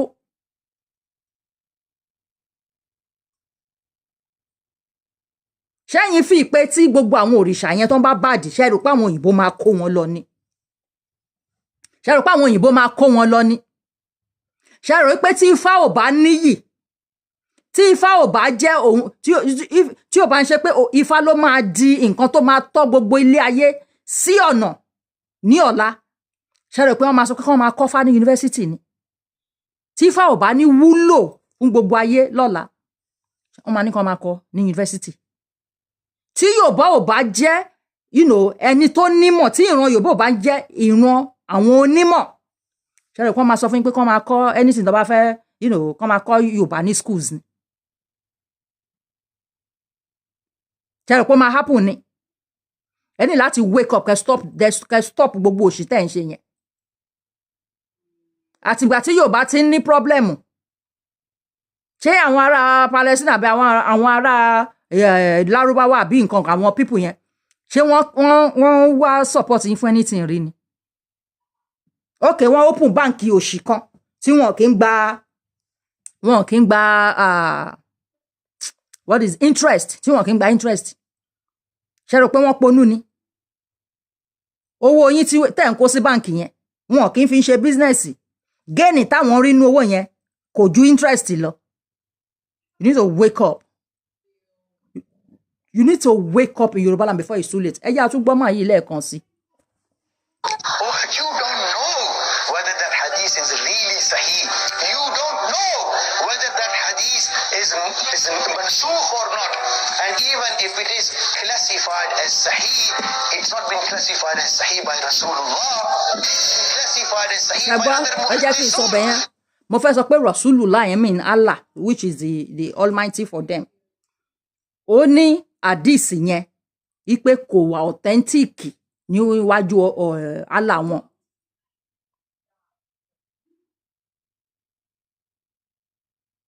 Kò sẹ́nibọ̀dì tó yí Allah sọ fún pé bẹ́ẹ̀ ni o hadith yìí o ẹ máa tẹ̀lé o ọ̀rọ̀ òun ni. Ìfàṣẹ́dá àwọn tí wọ́n kọ hadith yẹn ọ̀tá Allah ni wọ́n. Ọ̀tá Allah ni wọ́n. Ẹ̀yin tẹ́ ń follow hadith yẹn ẹ̀yin bí àlùfòlà ní akéwùgbà gòdàn kó ọ́ di gbogbo àwọn imam sheik afa yín tẹ́ ń follow hadith yẹn ọ̀tá Allah ni sin lọ́hùn mọ́ bọ́n ṣe ń sin lọ́hùn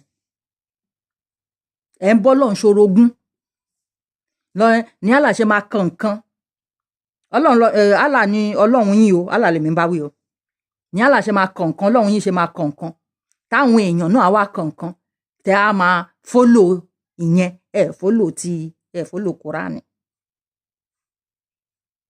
Ẹ wà confused ní nǹkan yẹn ẹ wà confused. Ẹ rí ọba àwọn Lárúbáwá olórí àwọn mùsùlùmí ní ilẹ̀ àwọn Lárúbáwá tó ń kìsì ọkùnrin ẹ rí ni tó ń kìsì ọkùnrin. Ọba Saudi gan ó ra sculpture Mona Lisa in the male version ní owó iyebíye. Tó bá pẹ́ Nàìjíríà nǹkan ló ṣe nǹkan yẹn ni ẹ máa kígbe ẹ máa pariwo kiri ike bó ló ṣe báwọn ṣe kíníkan astagfirullah a máa kọrin yẹn máa kọrin òṣì. Ṣẹ́rí ìjọ tí àṣírí ẹ̀sìn yín bá máa tú ṣẹ́rí third mainland bridge yẹn òkú tó máa kó kúrò ńbẹ̀ ẹ máa wá láti Ìlọrin ẹ máa bẹ́ sínú odò ní orí bridge third mainland bridge a whole lot of you. Baba Bariga will be the first person. emir yín will be the second. Kò yé yín, man tó ń tìǹtì kíní ẹ̀yẹn man yẹn ló máa jẹ́ the first. Man tó ń tìǹtì bí ẹ̀ ti ẹ̀yẹn ibi tí man yẹn bàjẹ́ dé, can you imagine? Ẹni tí tó máa ṣàtúnṣe pé ó ń rèèní lọ́dọ̀ wọn lọ́hùn Yorùbá fẹ́ máa ṣe. Imagine that old fool tó ń tìǹtì irùngbọ̀n. Kí ló ń tìǹtì irùngbọ̀n fún? Ìwọ bàbá òṣì yẹn. Ìwọ tó ń sọ pé wọ́n ní kíyàn kan wá join ní awo. Kí ló ń tìǹtì irùngbọ̀n at your age? Torí pé àwọn ilé àwọn tẹ́ ń wò yìí náà wọ́n ń tìǹtì irùngbọ̀n, ẹ̀yin náà ń tìǹtì irùngbọ̀n, mọ̀ tún mọ̀ mọ̀ bóyá in the olden days àwọn olórí burúkú ló máa ń ṣe bẹ́ẹ̀. You don't know. Very stupid people. Ẹ jẹ́ máa gbọ́ lọ. So if you go to follow another man's opinion at the end of the day, then what's wrong with following the opinion of a man whose opinion has already been followed for 12 centuries? So we can't get away from the fact that all of us are blind followers and we have no choice but to be blind followers. If somebody said this is Sahih Hadith, how are you going to guarantee 100% it is Sahih? It's not the Prophet didn't say it, another man said it. And Imam Bukhari, rahimahullah, for example, in his compilation, there are 8-9 chains. Imam Bukhari didn't meet them all. He only had to base his judgment on what he heard, hearsay. So you have to place your trust blindly on Imam Abu Hanifa or Albani or other muhaddithun or bin Baz that what he is saying is Sahih. And is it really Sahih? You can argue all night and all day till Qiyamah and you will go round and round.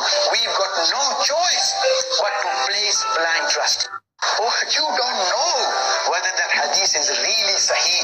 You don't know whether that hadith is mansukh or not. Ṣàgbọ́? Èmi kọ́ mo sọ o. Ará Lárúbáwá ló sọ. Òun gan brain yẹn ti ń reset bọ̀ nìyẹn.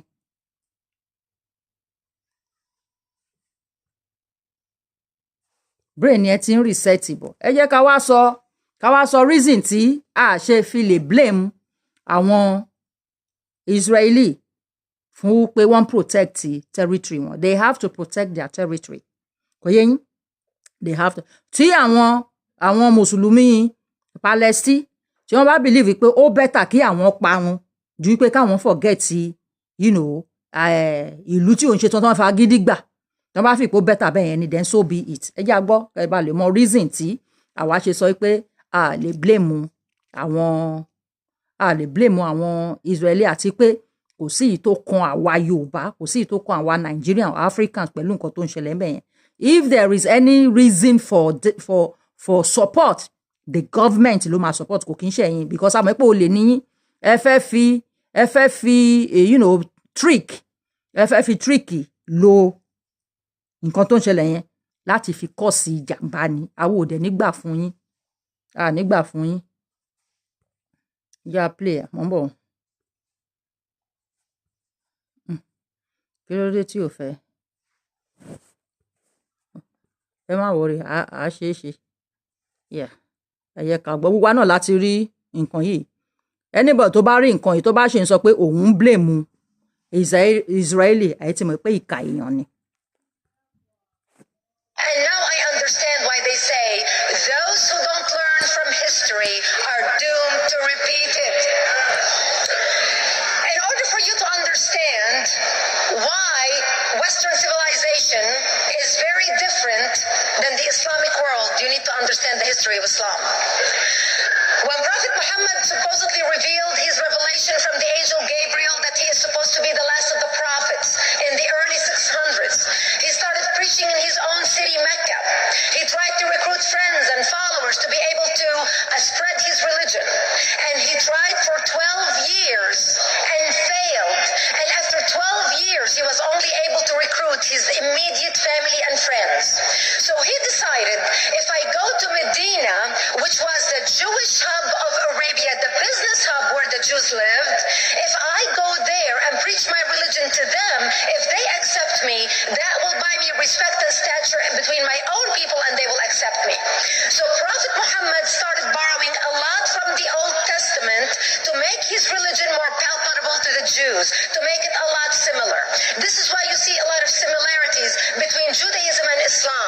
For example, Jews don't eat pigs, Muslims don't eat pigs. Jews pray a few times a day, Muslims pray a few times a day.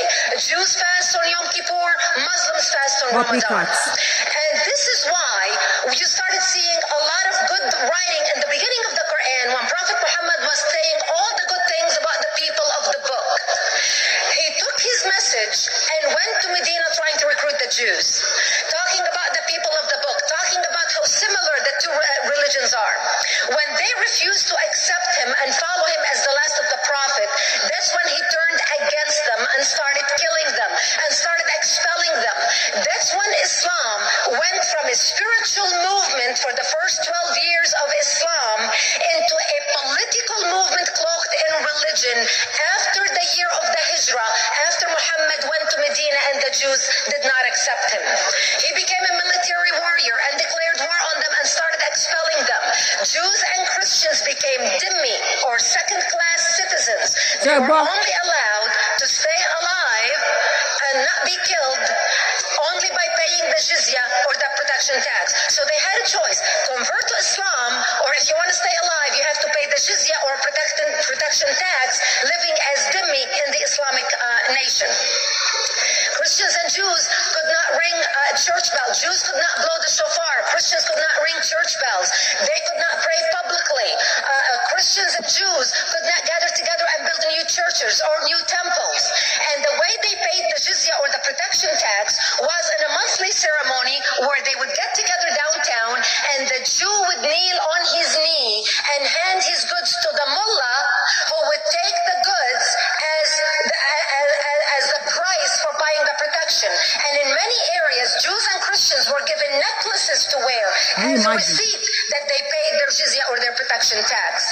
Jews considered najis under Islam. Najis is bodily fluid. Najis is garbage. Najis is dogs. Najis is dirty. So Christians and Jews were treated as second-class citizens. Islam continued to grow. As Islam grew, more people became dhimmi or second-class citizens. Jews and Christians were given identifiable clothing. The yellow star, which was given to the Jews that most people think is a German invention. It was actually an Islamic invention in the 9th century in Iraq by the second Khalif, Khalif al-Mutawakkil of Iraq, who invented the yellow star for the Jews to be identified as they walked down the street. Because Jews were considered najis, if a Muslim man or a Jew walked on the same side of the street, the Jew had to cross the other side so the Muslim man can walk, so he's not dirtied by the filth of the Jew. Christians were given the zunar, the belt, which most of you men are wearing right now. That was an Islamic invention for the Christians. Islam continued to grow. They went all the way to Jerusalem. They conquered Jerusalem. Christians couldn't ring their church bells in Jerusalem. The Pope in Rome in 1090 told the Christians, how could you sit idly by and allow your brethren to suffer like this in the Holy Land? You need to go liberate the Christians. You need to go help the Christians. That's why the Crusaders were launched. The Crusaders were not launched because they just felt like waking up in the morning and going and converting a bunch of Muslims or beheading them.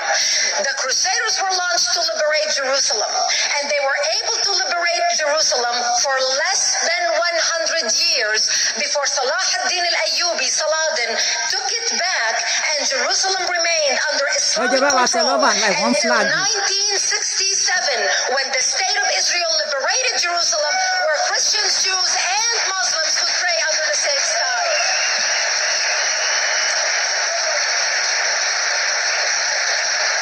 The Crusaders continued fighting Islam, and for 300 years they tried and failed.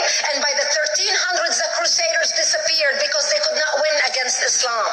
Islam continued to expand. They went all the way to Central Europe. They went all the way to China. They went to India. They conquered Spain. They changed the name of Spain from Spain to Andalusia. And they started, as they advanced, as they conquered more nations, more people paid the jizya or the protection tax. And this is how the Islamic Empire grew. It went all the way until they was stopped at the gates of Vienna on 9/11. 9/11 is not a date that Osama bin Laden just picked out of 9/11 is a symbolic date in the Islamic calendar. By the 1600s, Islam had covered more of the earth's surface than the Roman Empire did at its peak. Between the 1600s and the 1800s, the Europeans were experiencing the European Industrial Revolution, where the Europeans were able to invent products on factory lines, where they are able to make money and sell products, which gave them the money to build a strong army in order to fight the Muslims. And that's how they were able to stop them at the gates of Vienna on 9/11. The Europeans started the pushback against Islam. They pushed them out of Europe. They pushed them out of all the way to the Middle East and North Africa. By 1924, the Islamic Empire ended. In 1924, the Islamic Caliphate ended in Turkey by President Ataturk, who was a secularist. He ended the Islamic Empire and he gave women rights to vote. He gave women a right to an education, a right to work, a right to choose a husband. He forbid women from wearing the hijab. He forbid men from wearing the beard. The Muslim hate him so much that they consider him a Jewish agent because they believe that his mother in her bloodline was Jewish, and that was the influence on Ataturk. By the time the Islamic Empire or the Islamic Caliphate or the Islamic State ended in 1924, the Islamic Caliphate had existed for 1400 years, and it ended less than 100 years ago.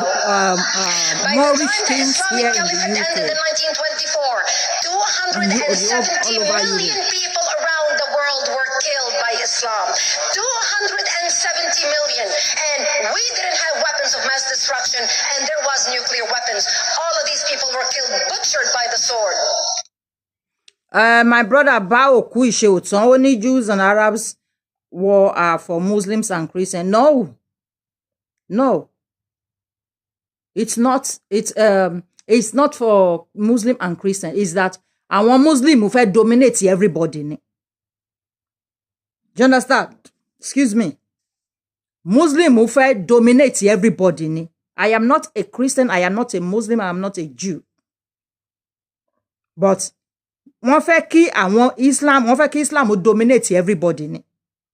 What I am saying here is pé why would awata wà nílẹ̀ Yorùbá, awata wà nílẹ̀ Nigeria, kí ló kàn wá kan ìjà wọn ní ilẹ̀ ibi tán ti ń jà yìí, kí ló kàn wá? I am not saying they should ẹni tó bá need the support kó má get the support, but iṣẹ́ ìjọba nìyẹn, kò kí ń ṣe iṣẹ́ people like that useless mufti of Iwo, that opportunist. Iṣẹ́ ìjọba nìyẹn. Let the government support if they want to support. We have enough problem ní Nigeria láti face than pé ká máa fojú sí irú nonsense tó ń go on yìí. Because tó bá yá tí wọ́n bá tí a bá sọ̀rọ̀ lórí nǹkan yẹn, àwọn Muslim already Muslim ilẹ̀ Nigeria àti àwọn Christians wọ́n ti fẹ́ máa clash. Kò sí ìtókàn wá kàn yẹn. And if you want to say the fact, you want to say the truth. Kò yé yín? Tá bá wá sọ òótọ́ yẹn. After hearing all the 3 videos tí Timothy play yìí, rí wípé there is no need for people láti máa jà. Àwọn Jews dẹ̀ kọ́ ni wọ́n kọ́kọ́ attack àwọn Mùsùlùmí yìí. Àwọn Hamas ló kọ́kọ́ attack wọn. Bí mo ṣe gbọ́ o, àwọn náà kọ́kọ́ attack wọn. Àwọn ni wọ́n lé wọn dànù. Muhammad ló lé wọn dànù. Ẹ gbọ́ nǹkan tí Umar yìí sọ. Muhammad ló lé wọn dànù. Muhammad àti àwọn ọmọ ogun ẹ̀ ni wọ́n lé wọn dànù. Tí àwọn dẹ̀ scatter all over the world.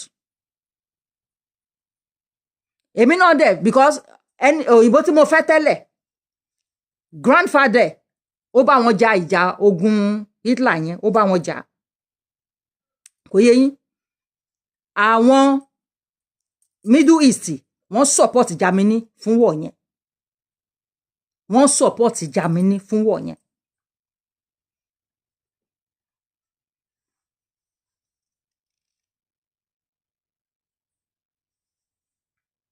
Brothers ni wọ́n.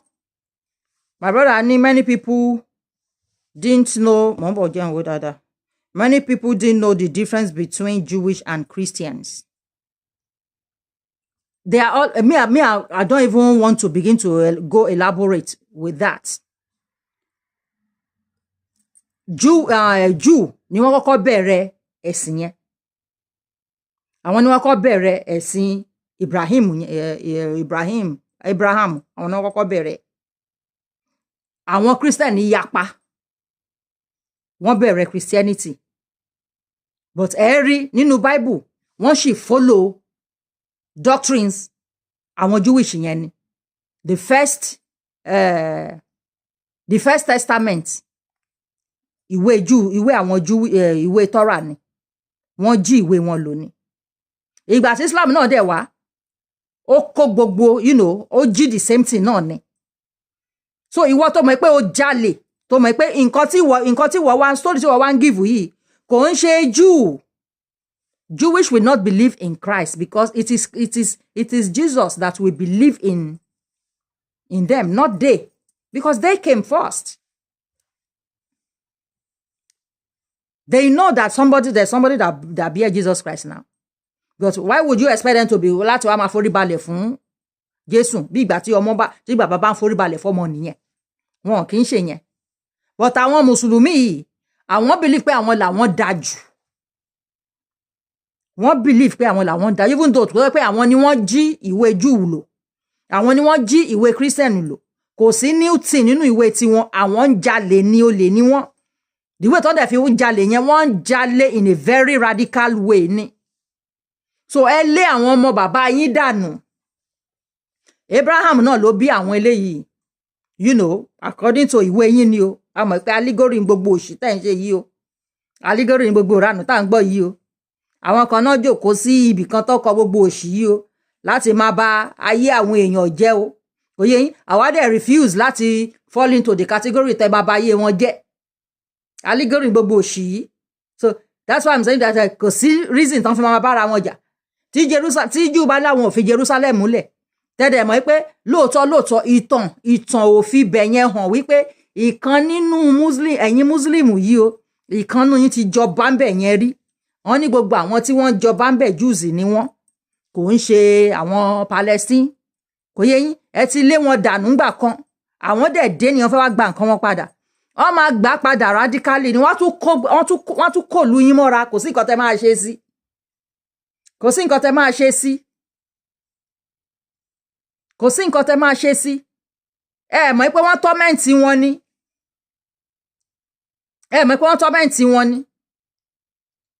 Ó ní in the year 610 ìgbà tí Muhammadu yín wá wípé ó try láti fi àwọn èèyàn sí inú believe ẹ̀, but kò sí nǹkan tó tẹ̀lé, nobody followed him àfi àwọn family ẹ̀. Àwọn family ẹ̀ bóyá àwọn ẹ̀gbọ́n ẹ̀, àwọn àbúrò ẹ̀, àwọn ìyàwó ẹ̀. Bóyá yẹn ló ṣe fẹ́ ìyàwó púpọ̀ tó ṣe tó ṣe fẹ́ àwọn ìyàwó púpọ̀ so that group ẹ̀ á lè pọ̀. Wọ́n ní kò sí nǹkan tó tẹ̀lé, ẹ gbọ́ lẹ́nu woman yẹn àbí ká tún play nǹkan yìí ni. Everybody abandon ẹ pé ó tí o, àwọn oníṣẹ̀ṣe là wà o, because àwọn Jews yẹn wọ́n sì ń follow ìṣẹ̀ṣe wè díẹ̀díẹ̀. Wèrè náà ni wọ́n o, kò ní pé yà ń sọ about wọn o. But we don't just want to say the truth pé ẹ̀yin Mùsùlùmí ẹ máa ń ṣe bíi pé ẹni skán. Wọ́n máa treat F-up yín ni, kò dẹ̀ sí nǹkan tó máa ṣẹlẹ̀. Kò yé yín, wọ́n ní kò sí nǹkan tó tẹ̀lé Muhammadu yín. Ó wá rí pé òun ò lè rí bí báwọ̀. Ẹ̀yin náà ẹ wo kí ló lè máa ṣe ń bẹ̀ yẹn tó fi ń recruit àwọn èèyàn.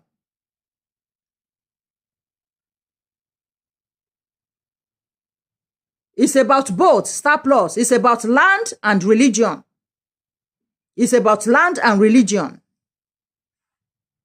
Do you understand? But the first video I played, the man said wípé kò sí one Muslim person tó ti jẹ ọba rí ní Jerusalem. Kò sí. Ó dàbí nǹkan àwọn ọ̀bọ Ìlọrin yìí ń ṣe ń sìn tán sọ pé Ìlọrin belongs to Alimi. Ìlọrin belongs to Ibambiala. Kò yé yín sìn. Gbogbo àwọn ọba tó wà ńbẹ̀ tó ti jẹ́ ńbẹ̀ ọba alẹ̀ tó ti jẹ́ ńbẹ̀ ẹ pa gbogbo wọn dànù. so táwa bá fẹ́ bounce on them ta fẹ́ pounce on them àbí a fẹ́ bounce on them ni ṣe rò pé we go make am small ni nǹkan tá máa gbé wọ̀bẹ máa ju AK-47 ó máa ju AK-49 nǹkan tá máa gbé wọ̀bẹ so bí nǹkan yẹn ṣe rí nìyẹn because ojúbọ̀rọ̀ ò ṣe gbọmọ lọ́wọ́ èkùrọ́ so ẹ tún ìgbà ẹ mọ̀ wípé ẹ̀jẹ̀ kan náà lẹ́yìn people yìí ìgbà tí Muhammed wá fẹ́ wá ó wá ń differentiate the same thing tí la ṣe ń gbà yẹn nìyẹn ó ń differentiate ẹ tẹ̀ mọ̀ bóyá àwọn ni wọ́n sponsor second world war yẹn ẹ mọ̀ bóyá àwọn Arab yìí ni wọ́n sponsor second world war yẹn ẹ ti ní káwọn èèyàn kúrò ń lù ẹ ti lé wọn dànù okay wọ́n settle síbì kan even though tó yẹ pé àwọn náà olórí burúkú kan ni wọ́n settle síbì kan ẹ tún lọ instigate pé kán lé wọn dànù ever in your life imagine pé wọ́n lè padà wá kó tó di pé wọ́n wá kó many Jews padà àwọn nǹkan táwọn Palestinians ń ṣe sí àwọn dúdú tó wà ńbẹ̀ many dúdú lẹ́rí pé ó kù ńbẹ̀ wọ́n pa gbogbo àwọn dúdú wọn ni tẹ́ bá máa rí àwọn dúdú díẹ̀ ẹ dé irú àwọn Yemen àwọn ẹ wọnú inú lọ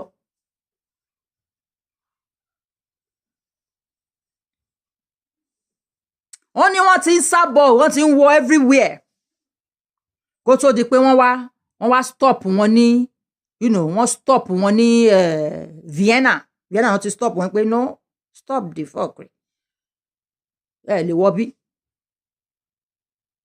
wọ́n stop wọn ní Vienna wọ́n wá make àwọn èèyàn feel inferior báwo ni àwọn èèyàn ṣe máa gbọ́ irú history yẹn tínú ò ní bí wọn àwa náà à ń gbọ́ history táwọn òyìnbó ṣe sí wa ṣé inú ò kí ń bí wa ni ṣẹ́rí the way tí àwọn Muslim ṣe ń force ẹ̀sìn wọn sí orí èèyàn àwọn Jews ò kí ń ṣe bẹ́ẹ̀ náà wọ́n dá wà fúnra ara wọn ni wọn ò dẹ̀ fẹ́ kẹ́nìbọ̀dì súnmọ́ wọn there is a reason for that wọn ò fẹ́ mix pẹ̀lú anybody wọn ò fẹ́ mingle pẹ̀lú anybody tó bá jẹ́ ẹ fẹ́ ṣe business ni ẹ ṣe business yẹn everybody á kó gain ẹ lọ but àwọn Muslim yìí náà máa polówó ara wọn bí gàrí tó ti lé bùbù so ẹ stop gbogbo nǹkan tẹ́ ń ṣe yẹn ẹ stop gbogbo nǹkan tẹ́ ń ṣe kò sí tó kan Yorùbá pẹ̀lú nǹkan tó ń go on ní ọ̀dọ̀ wọn yẹn torí àtìgbà táwa Yorùbá náà ti ní problem ẹjọ́ ó ti di ìgbà wo lẹ ti gbọ́ wípé àwọn Palestine àbí àwọn kan wá ń support yín wọn kì í support yín so you also should not support them if they need support let the government support them don't because of this nonsense that is going on now and then it will come out that a Christian is fighting Muslim it is not our business we don't want this situation to escalate to the stage where the Muslim will now be seeing himself that a Christian is my enemy. It is not our business. It is not our business.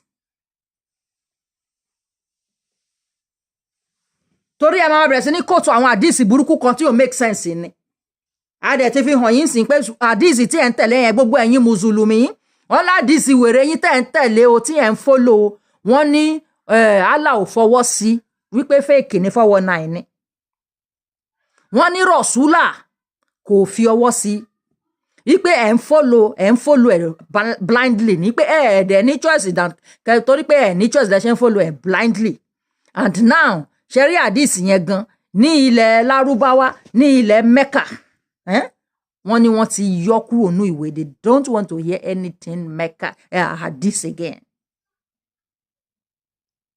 Àwọn kan máa ń get on tó ń bá rí pé àwọn èèyàn act foolish behave foolishly bí ẹ̀yin irú yìí tó yẹ pé àwọn ọmọ Ìlọrin yẹn àwọn ọmọ young boys wọ́n á gbé kíní òṣì yẹn sórí ó máa ń pa àwọn èèyàn lẹ́rìn ní ilẹ̀ Lárúbáwá bí clown lẹ ṣe jẹ́ lójú wọn ni wọ́n ṣe fẹ́ kẹ́ máa wà entrenched nínú foolishness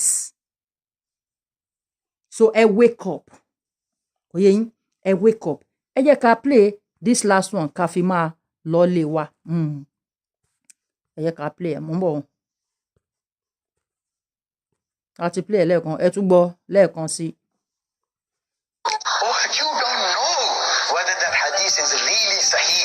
You don't know whether that hadith is mansukh or not. And even if it is classified as sahih, it's not been classified as sahih by Rasulullah. It's classified as sahih by other muhaddisun. So if you're going to follow another man's opinion at the end of the day, then what's wrong with following the opinion of a man whose opinion has already been followed for 12 centuries? So we can't get away from the fact that all of us are blind followers, and we have no choice but to be blind followers. Because if somebody said this is Sahih Hadith, how are you going to guarantee Sorry, it is Sahih? It's not another man said it. And Imam Bukhari, rahimahullah, for example, in his compilation, there are 8-9 chains. Imam Bukhari didn't meet them all. He only had to base his judgment on what he heard, hearsay. So you have to place your trust blindly on Imam Abu Hanifa or Albani or other muhaddisun or bin Baz that what he is saying is sahih. And is it really sahih? You can argue all night and all day till Qiyamah, and you will go round and round.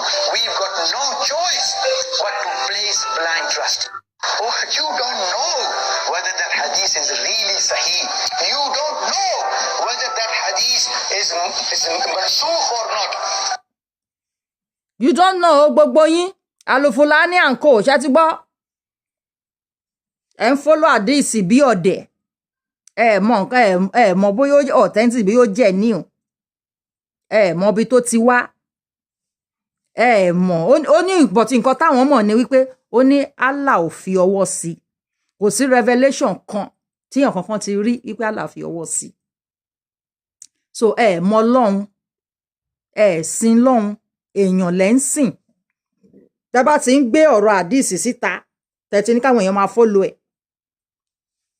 èèyàn lẹ́ ń sìn ẹ sin Ọlọ́run ẹ má jẹ́ ká tún gbọ́ lẹ́nu yín mọ́ wípé àwọn kan ń tẹ̀lé Ifá àwọn kan ń tẹ̀lé òrìṣà wọn sí lọ ẹ sin Ọlọ́run ẹ mọ̀ Ọlọ́run ẹ sin Ọlọ́run ẹ mọ̀ Ọlọ́run ẹ ń bá Ọlọ́run ṣorogún ẹ ń bá Allah ṣorogún gbogbo ẹ̀yin mùsùlùmí tẹ́ bá ń tẹ̀lé àdìsí ẹ ń bá Allah ṣorogún ni so ẹ ṣé ẹ̀yin èèyàn tẹ́ wá wò wá ní sáà yìí so I will see you again when I see you.